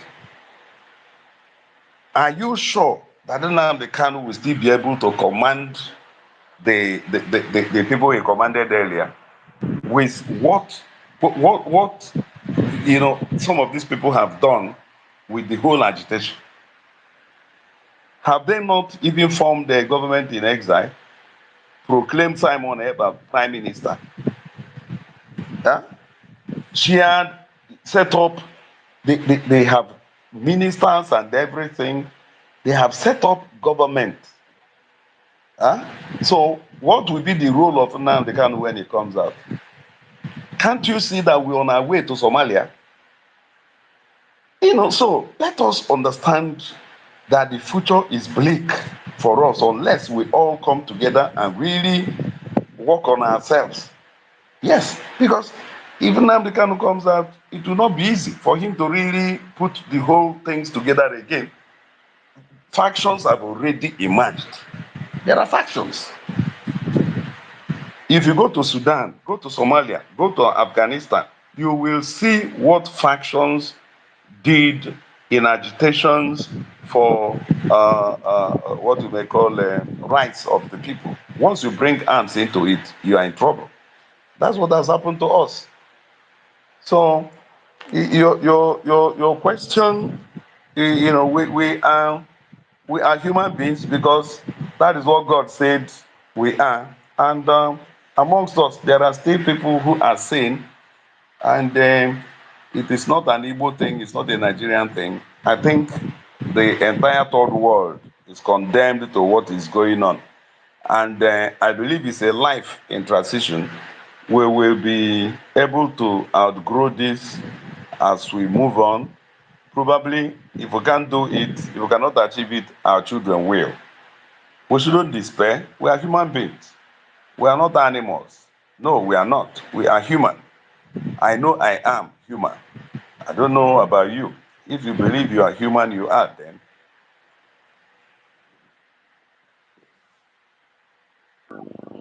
Okay, thank you, sir. I don't know, Migachi. Wait, 3 more questions because I'm on mute. Shall I go? Is that okay? Yeah, I'm here. Okay, sir. I have a question for you. Igbo question. Before I get the question, Igbo. Can you mute your mic, sir, please? Okay. You asked if Nandi Kano Potama hand control what's going on. I don't think so. Because the whole thing it gets to go out of hand. But my question is this. You mentioned that the government wike hapụkwa ka a na-eme agitate as long as anything that have to do with violence. And Majugu now consider that the Court of Appeal Emegunda prescribe. Are you all considering that while making that decision? Thank you. My dear, what I have said is not a governmental position. Agitation in a democracy is a fundamental human right. You can agitate. It's your right to agitate. And agitation for Biafra is not a franchise of IPOB. And I don't think that the Nigerian Court of Appeal prescribed Biafra agitation. I'm not aware of that. Their judgment is limited to IPOB. So, in fact, as we speak, you have over 30 Biafra agitation groups. Others can continue what they are doing peacefully without getting in the way of economic development by unleashing violence, joining on no government, and making life hell, a living hell for Igbo. Once that is along that path, I don't see how any law will come against that. So it's not for the government of Chukwuma Soludo to say continue with the Biafra agitation. Soludo never asked them to start it in the first place. So he's not in a position to tell them to stop. His own concern is the criminality, nothing else. He cannot tell them to continue or not to continue. But as the governor of Anambra State, he is duty bound to stop criminality. He must. And that is what Operation Udogachi is all about. Operation Udogachi has nothing to do in the direction of stopping Biafra agitation. No, it's dealing with the criminals. It does not matter whether the criminals have to do with Biafra or have to do with cultism or have to do with anything. That is what we are facing, criminality, not agitation. Nobody is arrested because he said he's a Biafran or he wants a sovereign Biafra. That's why I said even in the US, there is agitation for a place like California to be left as a country. In UK, Scotland went for a referendum to go away from the United Kingdom. That is agitation. In Spain, Catalonia, they wanted to go away. Even their own referendum succeeded. That's an agitation. But nobody is bringing arms into all these things I have mentioned. So nobody is saying that Soludo will allow or disallow agitation for sovereign state of Biafra. It is an individual decision and right to. In fact, somebody can even, do you know, as you are here now, you can decide to disown your own family and assume any name. So any group can say anything they want. The issue is you must follow legal process. If you are able to follow the legal process, there are procedures. There are things you will do to bring the agitation for sovereignty of a section of a country before the international community. There must be countries backing you. But as we speak now, there is no single country that is ready to present the agitation of Biafra before United Nations. Not one. Not a single country. And United Nations deals with countries and not with subnationalities. So that's the constraint. So if you are able to agitate and the country is ready to back you up, like Ojukwu got some backing during Biafra between 1967 and 1970, Ojukwu got places like Tanzania, Gabon, and one or two others to back what he was doing. And even at that, he went to United Nations and the vote failed. He went to African Union, the vote failed. And he continued fighting until he was defeated. So even Ojukwu's case is better than our own because Ojukwu got some countries to support him. Today we have not a single country. Do you know that France, that even had sympathy for Biafra during the first wave under Ojukwu, France is now saying they are no longer interested. Do you know that when the United Kingdom, Britain particularly, there was a petition written to them by I think Emeka series, one of the founders of IPOB that is still alive out of the 5 that started it. He wrote a petition, and I have a copy of the reply from I think was it Gordon Brown. As at that time, he was the Secretary of the Foreign Affairs in Britain. His reply was that whatever agitation we have in Nigeria, that whoever wants any agitation must follow the legal process. That anything that is not democratic and legal, that they will not be party to it. That's Britain. Okay, sorry, sir. These are problems. Sorry, sir. You see why we need diplomacy and legalism? We need to follow some process. You don't go there and throw your people in harm's way, throw them under the bus, and at the end of the day, total confusion, and criminals have now hijacked everything. Criminals are all over the place, all over Igbo land, claiming that Biafra agitators, killing our people. Can't you see where we are? So we need to return to drawing board. Those who want to do agitation, let them continue, but you must leave arms out of it. I'm not speaking for Soludo, I'm not speaking for Anambra State government. This is my opinion as Dr. Law Mefor. Any person that is bringing arms into this will be sure that it is criminality, and government will fight it until it puts it down. And that is the reason Operation Udogachi was formed, is to combat criminality and not Biafra agitation.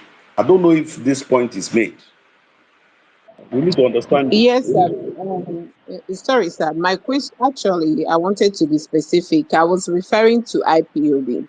I'm not talking about Biafra Yes, agitation. and I've answered you that my point remains that nobody, the Supreme Court, the Court of Appeal judgment, the way I read it, never prescribed the Biafra agitation.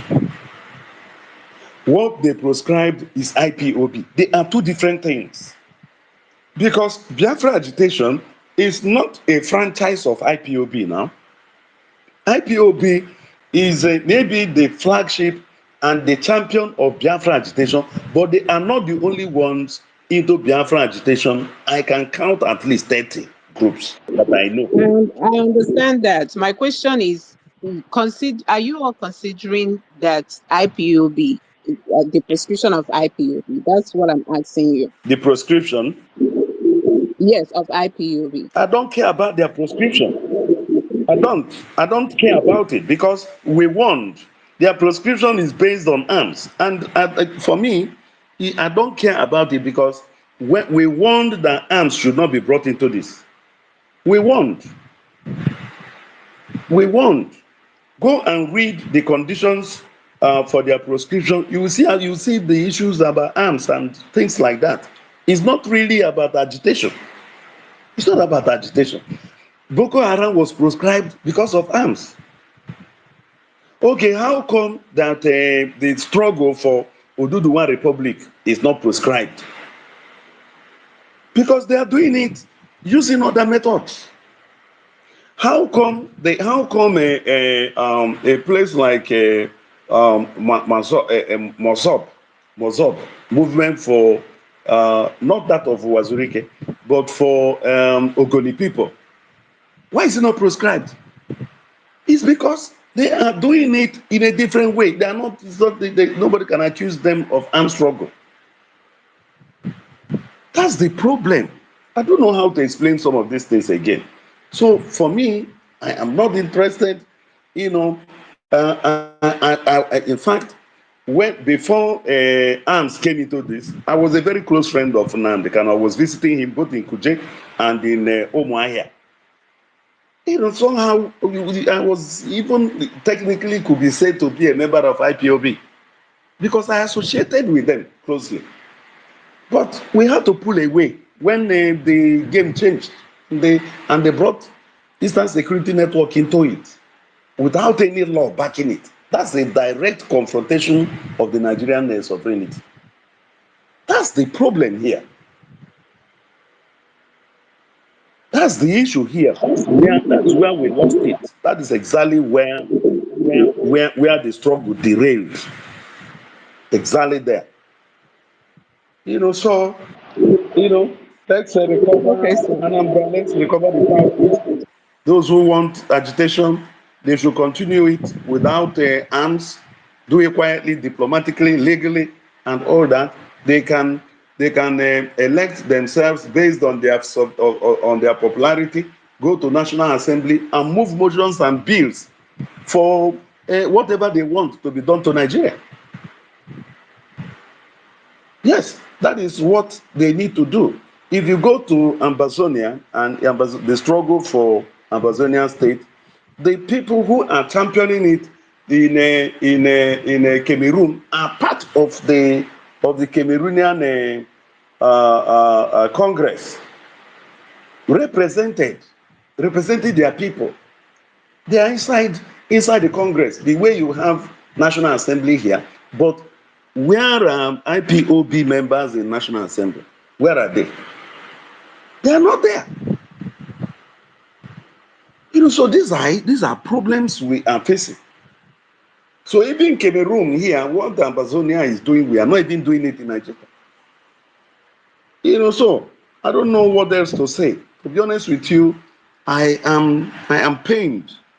I am pained because the southeast that used to be the safest place in Nigeria is not security challenged. Okay, so that's my answer to that. Okay, thank you, sir. I think we will have to round up, but before we do that, I'll plead if you can come back again, since you said you want to hear our solutions. Maybe we have suggestions based on the I will. solutions. If you don't mind. I am available anytime, any day. Just give me Okay, a few sir. hours head start. I'll be with you. Okay, sir. Thank you. Okay, Zemefo, over to you. 3 minutes, please. Okay, thank you. My question goes back to the Honorable Commissioner. When he was talking about human rights abuses, he made mention of the fact that Southeast is not the only um, zone or region that is undergoing certain. I can't remember he was,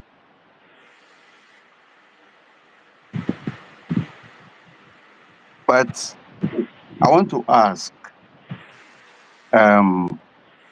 what is bigger than marginalization when the Southeast, as you mentioned, they have only 15 senators and they are constrained in so many ways?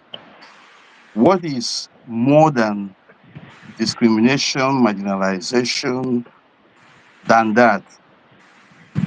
Second, what is the purpose of these elected representatives from the Southeast if they cannot speak up? We're not talking about Biafra now. There are a lot of issues with the Southeast, but of note, none of these elected representatives have been able to sponsor bill that goes to the very heart of what the problem of Southeast, the Igbo question, in fact, in Nigeria is. So I understand you are a commissioner within a state within the Southeast, but You are also a political associate of some of these senators and House of Rep members. Why are they across board? Why are there not effort being made to represent the Southeast? You said that there is nothing that could be done. Nigeria is a complex place. Everybody's hands are tied. If you want to agitate, you can agitate. So for Southeast and Southeasterners, it is about slavery in Nigeria, eternity, because there is no way out. If I am to follow your line of argument, what it means is let the elected representatives do what they are doing, keep quiet, not representing the people, and especially on very important issues that go to the very heart of their existence. I don't know whether you got my question. Why are they there? I think I got you. I think I understand you. And let me say this: if the Southeast is trapped and enslaved in Nigeria, other parts of Nigeria are even more enslaved. That is the truth. We may not believe it though, but I tell you that the Igbo are not, they are not backward in Nigeria. Yes, we have marginalization since the Civil War, but we are dealing with it. And it is also not true that Southeast representatives are keeping quiet. No, a number of them are talking. The recent Southeast Development Commission that was signed into law by Tinubu, there was a bill sponsored by Ndebai in the National Assembly, and they got it. That is something. So it's to address the issue of development in the Southeast. So some actions are being exerted by some of them. Probably some of them may not be as active as we want them to be. But we cannot say that for somebody like Enyinia Baribe. We cannot say that for somebody like Ditume. We cannot say that for so many of these other senators and the House of Reps members. You can't say that about somebody like Benjamin Akanlo, that is deputy speaker. You know, it depends on what we are really looking out for or what we expect should be done. Ndị Igbo, they are not doing badly in Nigeria, as far as I am concerned. It could be better. Yes, I agree. There is marginalization. I agree. Yes. But again, you know, some of the problems we are facing today, they are fallouts of the civil war which were lost. You know, the truth is bitter. What is the truth? The military fought the war, defeated Biafra, took over Nigeria, and they were the ones dispensing things. They were the ones that gave us even the constitution we are using today. The military. So it's not as if Nigerians sat down on one table and say, let there be Igbo marginalization. It's a military legacy which has to be dealt with systematically, diplomatically, and legally, not militarily. This is my position. I may be wrong. I may be wrong. I believe that we will keep untying the knots gradually through political participation. And that is one of my problems with the Biafra agitators, because they have refused to participate in politics in Nigeria.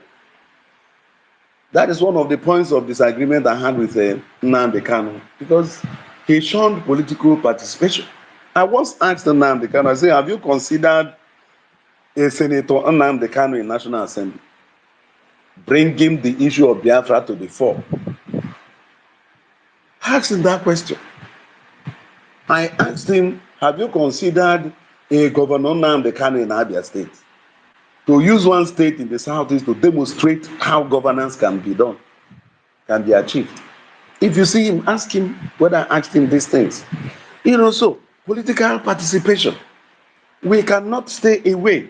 We must fight this within the ambience of the law.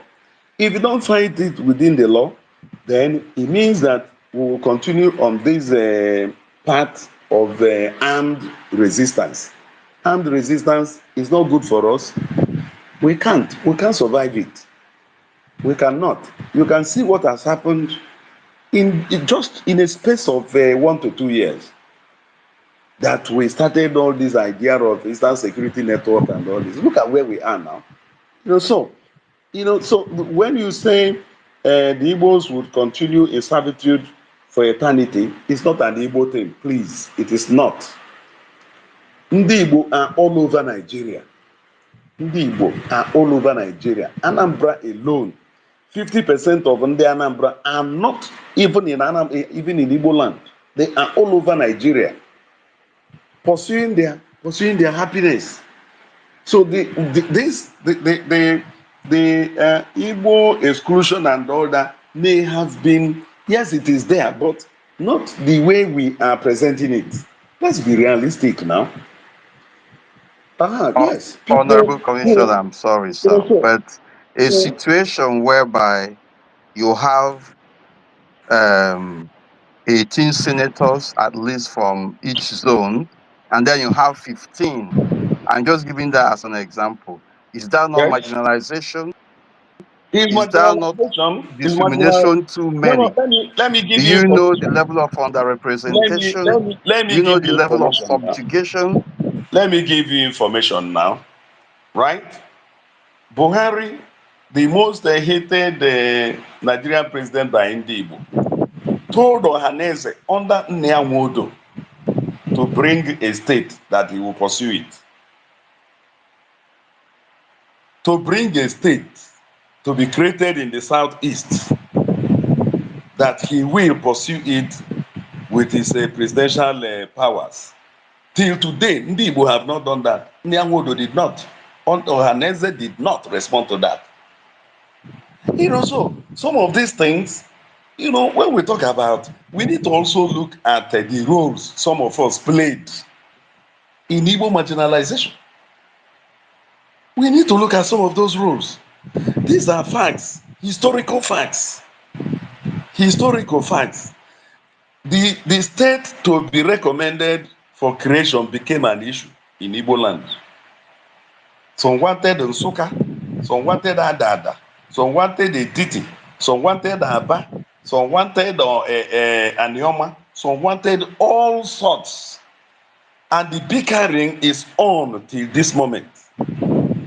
Buhari, in a national television, said it, that today he has not seen anything. So, who do you blame?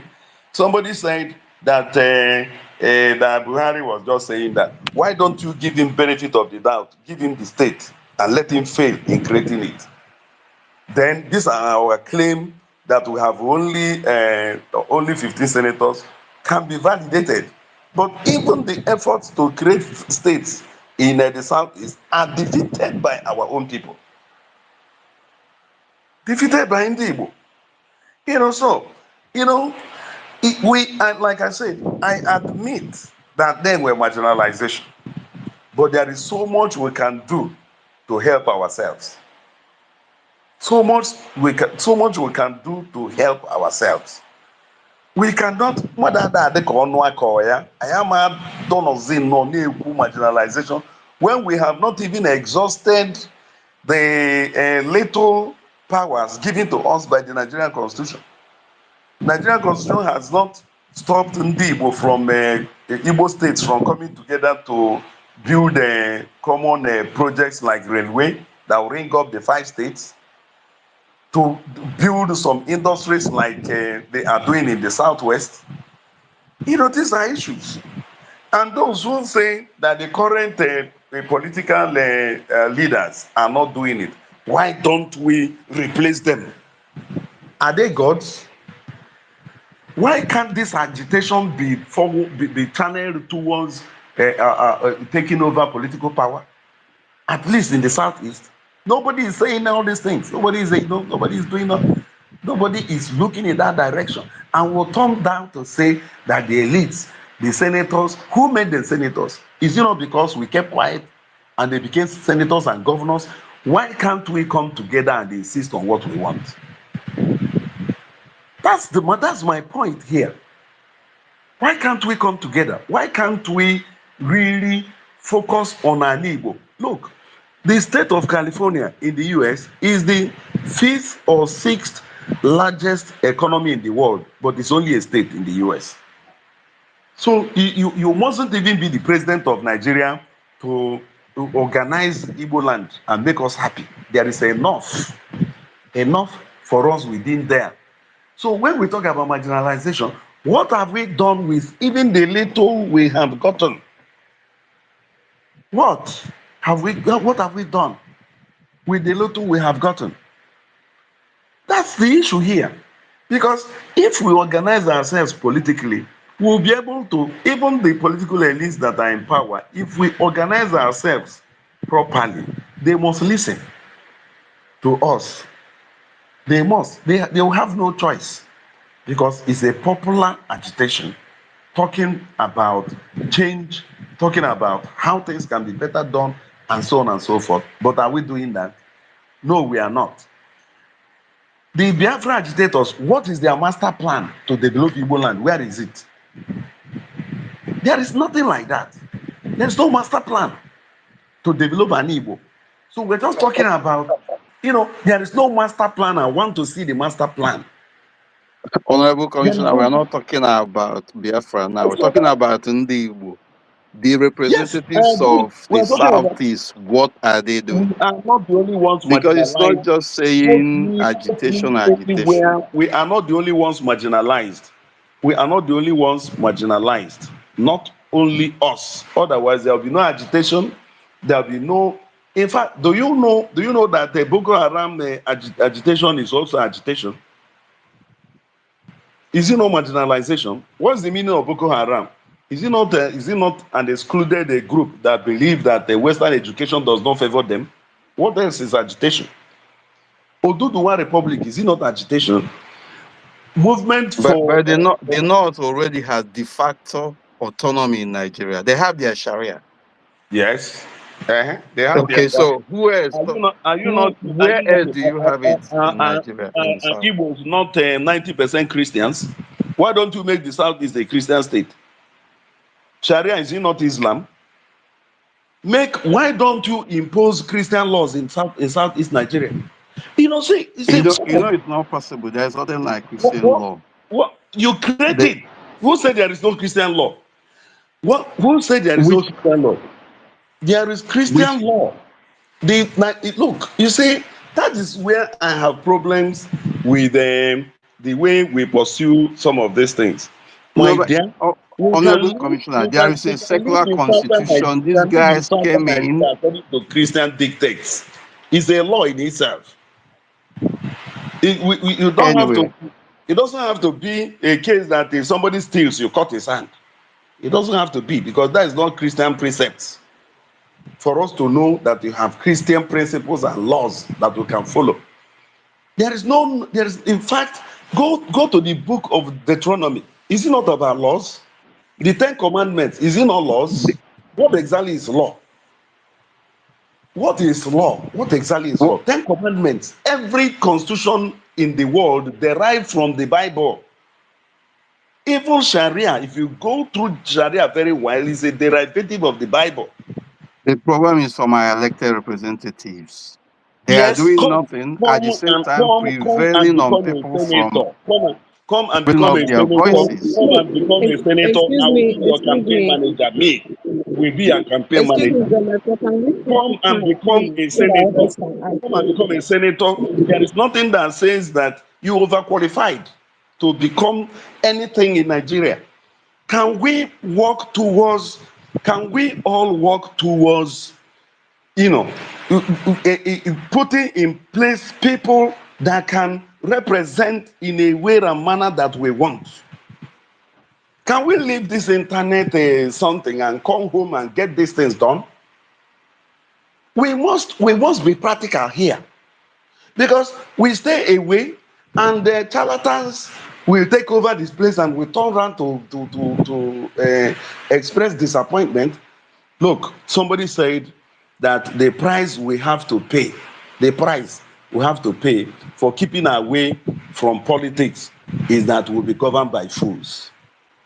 I'm not the one that said that. It's one of the ancient thinkers. As long as we keep away, we must be prepared to live under the people we believe are not qualified to lead us. It's because we are not involved in politics. We are not. Let us get involved in politics. That is my last statement this night. My watch is saying 1 a.m. and I have a meeting 7 o'clock, so I need to catch some sleep. Call me again. I want us to do this again. I want people to prepare their questions and everything. I will come for another 3 hours. We will keep talking about and over some of these things until there is an agreement. Ichi anụ eyi agụ oluzie mgbe m chọrọ ka m bata tụnye ọnụ ama m na wa na-akụkwu biko Ngwanụ tụnye n'ọnụ na since na tụnye n'ọnụ tụnye ọnụ. Please, wait. Before you ask you, Unana has stick it to time. 3 minutes or 2 minutes to ask your question. Then yeah, we wait 5 minutes is done so that other people can answer because it's not fair. Okay, go ahead. Biko nwanne m nwaanyị, thank you very much. Anụ eyi agụ na onwe ekene m gị, Honorable Commissioner. It's quite interesting because argument in Nava, I listened. I was laughing here because he have Mefor versus Mefor. So it's a very good one. Dịka anyị na-ekwu isi ya ọ na-adị izi emesịa na-ekwu a na-eme anyị nke a na-eme anyị nke a na-eme anyị nke ọzọ olu mgbe anyị atụ elekshọn agbanaba ọsọ ihe ya na-anụ ofe nsala day mmadụ ewelu PVC kaadị ya tinye n'elu na nke ara wọk nke ọzọ ara wọk fine and good. Ọ bụrụ na onye a chọrọ ka eme elekshọn ọ chọrọkwana ịrọpụta ndị mmadụ, then onye ọbụla batazilu there by means or by any crook, you have to live with it. Ịchọkwanụ ka ndị ahụ ghara ịpụta, we get involved and ihe na-emekwana anyị na-abụ anyị nwa ha n'ofu. Ọ bụrụ na ọ gaghị ka anyị si wee chọọ, onye ọbụla gbanabazie ọsọ, it doesn't work, it doesn't make nke ọzọ. I remember mgbe unu desi akwụkwọ, ọ bụrụ na ịleta anụ ya agụ mgbe I think UPP Osita Chidoka, is it Opga or UPP, I think? Osita Chidoka and Chudi or Ford. Yeah. They were the party that talked about referendum, that talked about all these things that is encapsulated in this so-called quote-unquote agitation. Onwelonye gelu hante. Abu na mmadụ si gị, unu tụnyelu masị sinetọ, ọkwa unu si nọọ ka eje ebe demand nka onye alụ ebe a na ihe ọ na-eme demand. And so ndị kwesịzịrị ịgbata gbaa onye ahụ aja n'ukwu agbanaba ọsọ. Onye ahụ jezie maybe somebody else bụ a political job and all somewhere bute ego sponsor ya mee ha anụnwa ebe ndị nke ọzọ gbanabago ọsọ o win election. You now expect that person o jee kwube on your behalf. Onwelu social contract gị na ya nwe ọ ga-eji wee jekwuo on your behalf. So the bottom line bụ na this is a marathon. Ọ bụla okwu ya ebido n'abalị a kwubie obie n'abalị a. If you keep engaging in politics, ịbịa na Sharia law, because let's not take this thing. Ama na ndị ugwu nwe Sharia, mana anyị marụkwa ama na Nigeria na anyị nwekwa customary law. Excuse me, Mazi, I think Maneko to ndị ọzọ in and it's not fair to them. Biko, John, question you fast, please. Because nwere question, not just ka nlacha ya ọnụ na okwu adị maka na Ngwana gị ekwukọtazie yo hapụ na m ka ndị a jụọ question na biko sa ọ dịrọ mma ịkọtụ ndị ọzọ off, please. ngwanụ Biko, I try to yield question. nwaanyị ọma Okay, iwu thank oge you, adị sir. n'ọgụ. Thank you. Thank you. Okay, Michael, go ahead. 2 minutes, biko. Nne m njọ question ọ ga-ete honorable aka ezi ya controversial question. So ọ bụrụ na ọ ga-abịa mbọsị ọzọ ka ndozi ya maka Nnamdi Kanu na Simon Ekpa ka ndozi ya mbọsị ọzọ. Ihe ndị na-ekwu Okay, okay, thank you, biko. I appreciate it. Okay, Mr. Ani, go ahead. 2 minutes. Okay. Good evening, Commissioner. In came my whole question, I just want to thank the government for handling me because with beginning this evening, have a lot of very good assurance. At least I know I seriously nice enough that I will come back to have peace in Amiibo. And one thing again is, as you could this evening, know that people are going with full force. I'm very happy to hear that. Let all this their propaganda, because the next propaganda now they will start coming up. Hey, they are sending people to kill our people. I'm very happy you gave us that assurance that the government have come out with full force. Our forests must be liberated from these criminals, whatever name they want to use it and take themselves. I'm very happy with what you've given the submission you've given us. Mr. Ani. Yes. Somebody, the mic is muted. Okay, go ahead and round up, Mr. Ani. Yes, okay, thank you very much. So mine is not just a question. I just want to, I'm happy with what I heard this evening, and we just hope that we keep on, the Anambra will keep on supporting the government any which way it is, at least with this effort, especially of this Agunde chamber, that we want to have peace back in Anambra as it used to be, and no amount of propaganda or whatever is going to stop. As he said, we are marching, let's march and clear our forest of all these criminals so we can come back home and come back in peace. Thank you very much. Okay, thank you. Namira, go ahead. 2 minutes, please. Okay, good morning, everybody. Actually, this opportunity welcoming Commissioner. I want to greet you, sir, for your responses. And the particular question I want to ask is concerning the issue of flooding. Anambra North, as a senatorial zone, yearly experience massive flooding. And this thing has been a problem since time immemorial. I don't know if Anambra State government has a solution for this particular problem.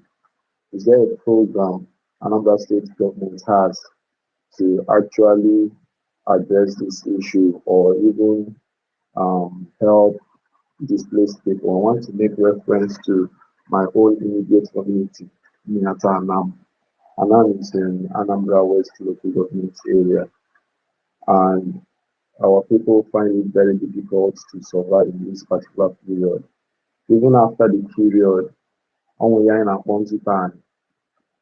So our people to renovate their house, people that have boreholes. Please round up, sir, please. Okay, sir. Okay. So at the end of the day, it's a very difficult period for people. I want to know if there is anything the government is doing to address this issue. Thank you. Over to you, Dr. Law Mefor. Biko, apụkwana asamizacha ka Maazị Ezeoke nwee ike kwucha ihe ọ chọrọ ikwu. Biko, ewekwana iwe. Go ahead, sir. Yeah, anyị nwere ihe a na-eme maka flooding. In fact, today, by tomorrow morning, you will see the press release I issued today and touch this flooding in 2 ways. One, Bona, so I cause flooding and storm water erosion. They cause it, you know. How do they do that? If one at some of our places now, a full na ebe places the erosion prone ka a na-eje egwu aja. So even some places where government had done some interventions, you will see na egwu aja into some of the interventions are damaged. Mmiri zobe again, nsogbu ebidokwa ebe ahụ. So there is an appeal that we need to do something to at least see ebusi na aja n'ebe government asịrị ọsị na egwu aja. All the undesignated places, igwu aja there is going to cause a problem between government and onye ọbụla na-ebi cap one level. Then when it comes to flooding, nke Anambra na experience over time, I think we have taken it up seriously, and we are even getting international support. This week, Uruagu, the deputy ambassador of Japan to Nigeria came to Anambra because of this flooding disaster mitigation. And they donated some vehicles, some trucks, and some early detection and warning equipment.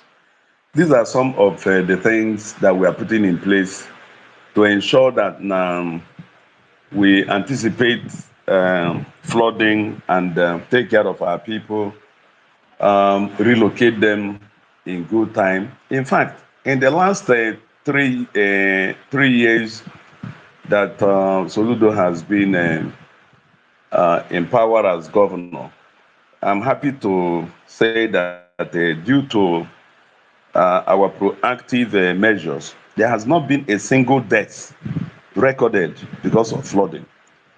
And this year, we are getting set seriously. I've just told us about the equipment we received from Japan. We have other equipment also. What that means is that water rising in Anambra now, water rising in Anambra can now be better anticipated, and we can evacuate our people in good time and plan the disaster mitigation better, and the palliatives also needed can be acquired in good time also. So your fears should be allayed by the fact that the government is proactive about this. No deaths have been recorded in the last 3 years, and we hope, God being our helper, that with the better preparations we are making for this year and the years to come, that our people will not suffer. They will not suffer any flooding disaster. That is what I can say. Thank you, sir. Mazi is okay. I'm sorry for interrupting you before. Go ahead, sir. Nsogbu adịrị, ọ dị ka ya bụ okwu agafego, nwere ihe ọzọ anọ m ya mgbe o kwupụtakwazi ya atụnye ya ọnụ ka m rapụ anụ ehi agụ na awa kọmishọna ka o je na-akpọ ụla na echi bụ ụtụtụ taa bụ ụbọchị na ọrọzi echi. Okay, thank you, sir. Go ahead, host, and close. Daalụ na ụmụnne m. Daalụ.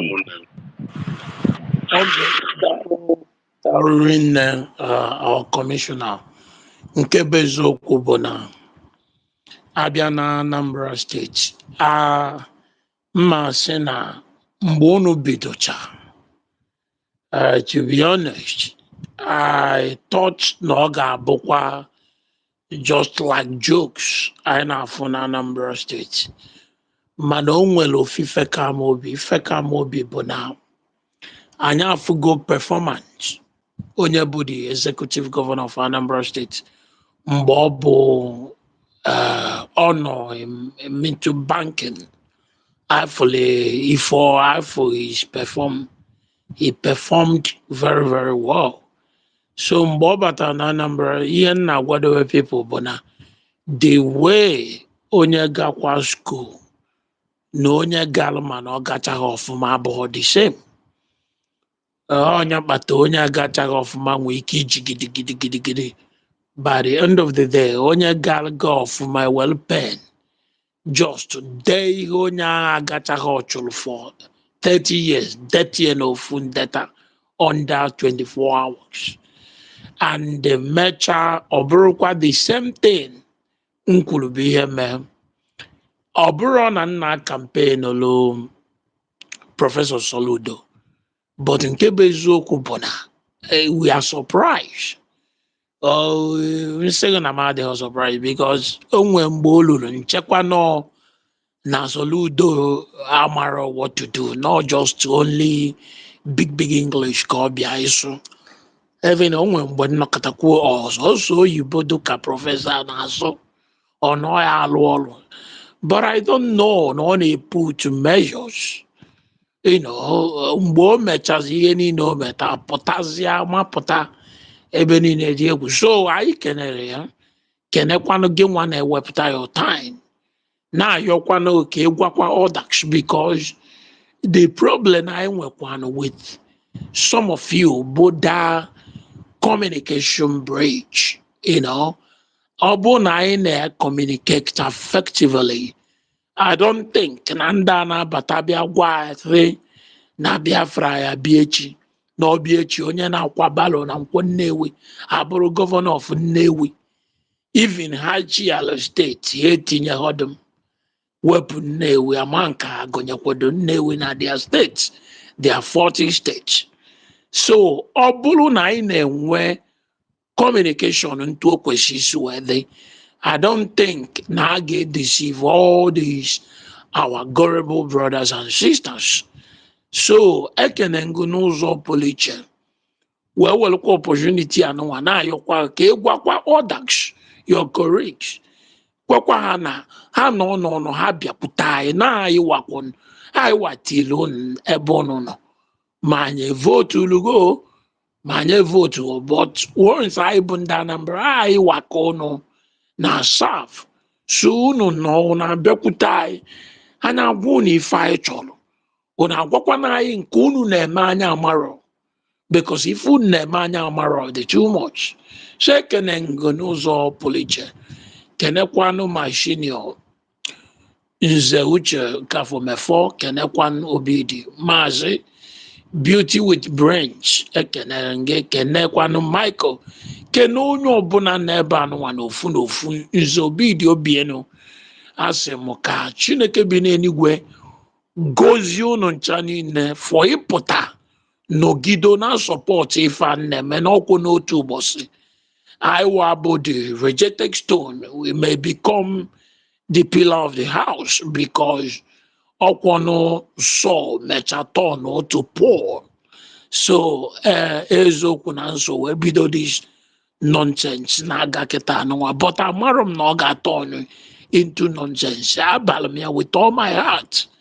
Cheno ka njezọpụta ndị be, before you know it, criminal elements but hijack everything bido gbuwe chi ha na nka. But I said never again. In Anambra State, if you see something, say something, and something, and the government